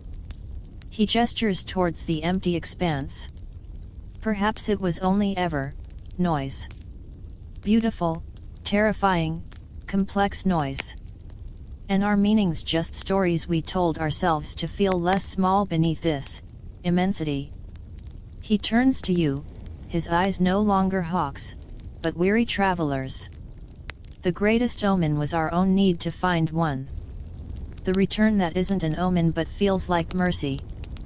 As the last light bleeds from the sky, a sound pierces the silence. Not the roar of returning flocks. Not the shriek of an eagle. A single, pure, hesitant trill. Then another. And another. From the direction of the royal gardens, weaving through the scent of smoke and distant panic, comes the liquid, cascading song of a nightingale. Then another joins. And another. Not a multitude, but a fragile, defiant chorus. They sing of nothing grand, not victory, not doom. They sing of insects in the dusk, of hidden nests, of the simple, stubborn persistence of life. After the lies, the manipulations, the crushing silence, their song is a balm, unlooked for and achingly beautiful. The thorny legacy, what remains when the birds fly? What truly died with the Persian bird prophets? Was it a legitimate, albeit flawed, system of understanding an interconnected world through ecological observation wrapped in ritual, or was it always a sophisticated tool of social control, fatally undermined by its own internal corruption and the harsh light of reality? Historians still clash fiercely. Some see the scattered, later references to bird omens in rural Persian communities as proof of a resilient folk tradition stripped of priestly baggage. Others point to Alexander's reported bafflement and mild derision when presented with captured Hieronyskopoi as evidence of an impenetrable, dying mysticism. The truth, as Vistaspa hinted, likely lies in the uncomfortable middle, a complex tapestry of genuine observation, profound belief, political utility, and human fallibility, irrevocably torn. The last watch, scattering the seeds. The end, when it comes, isn't fire and sword at the aviary door. It's a quiet dissolution. Senior priests melt away, clutching fragments of scrolls, vanishing into the chaotic exodus from Persepolis. The common gate token amphora lies overturned, its clay birds scattered and trampled in the dust. Only a handful remain, Vistaspa, you, Perviz, Leela, a few others. Vistaspa gathers you in the main hall, now echoing and stripped of its most precious tablets. He holds not a scroll, but a simple linen sack. He opens it, revealing not gold, but seeds, millet, sunflower, wildflower mixes. The archives are ashes waiting to happen, he says, his voice calm. The instruments, tools for a sky that no longer speaks our language. But this. He scoops a handful of seeds, letting them trickle through his fingers. This is a different kind of language. The birds may return. They may not. But life persists. Plant these. In the gardens. In the cracks of the courtyards. Wherever soil remains. Not for omens. For the insects. For the bees. For whatever songbirds might remember the way home. He hands each of you a smaller pouch. You climb the whispering stone one last time, not to watch the sky, but to cast seeds into the wind-scrubbed earth below. They scatter like tiny, hopeful stars against the darkening city. As you turn to leave, a flicker of movement catches your eye. Lo, near the scattered seeds you just cast, a small shape darts iridescent blue, black and white. A magpie. Pika pika. It hops, cocks its head, pecks at a seed. It doesn't look up. It doesn't offer a prophecy. It simply is. A survivor, finding sustenance in the ruins. You follow Vistaspa down the spiral stairs for the last time. The great stone bulls of the Gate of All Nations loom in the twilight, their serene expressions unchanged by Empire's fall. You pass through their shadow, not as an apprentice, not as a prophet, but as a bearer of seeds in a world stripped bare of meaning, yet stubbornly, quietly, singing its own small song into the gathering night. The path of the prophet ends not with a grand revelation, but with the simple, defiant act of planting a future you might never see, trusting that life, like a lone magpie in the dusk, finds a way.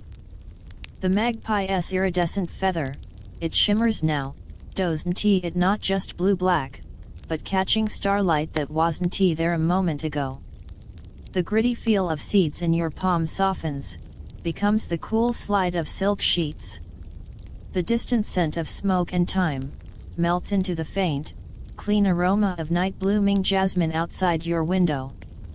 That heavy silence after the last footstep faded on the aviary stairs, it wasn't emptiness, you realize now. It was the deep, resonant quiet of a story settling. Like dust motes drifting through a sunbeam long after the book has closed. The weight of empires, the sharp tang of betrayal, the ache of lost birdsong, they dissolve, grain by grain, into the soft, enveloping darkness behind your eyelids.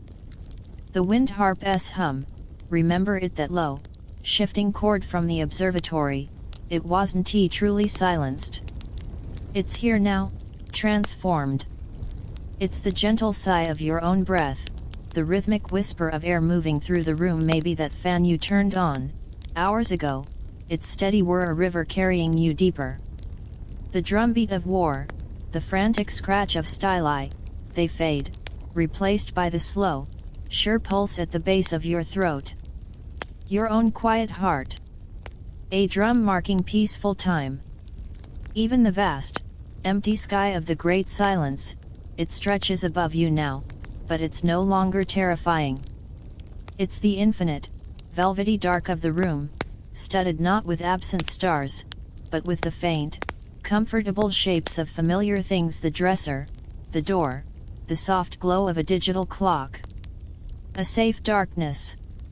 A welcoming void ready to cradle you.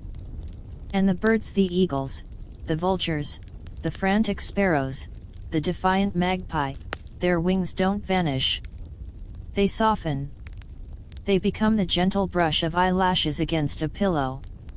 The sigh of a blanket settling. The distant, dreamlike echo of that nightingale's song from Roxana's garden, no longer a warning or a lament, but a pure, wordless lullaby woven into the fabric of the night.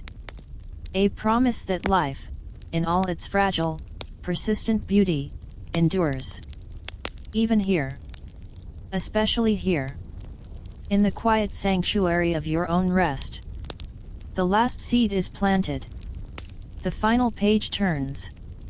The fire in the sanctum cools to embers, then to peaceful ash. The sky, vast and silent, holds no more demands tonight. Only the soft invitation to drift, to let the echoes of empires and feathers dissolve into the warm, forgiving waters of sleep. The journey is done. The watch is over. Rest now. The world will keep spinning, birds or no birds, empires or no empires. Your only task is to dream.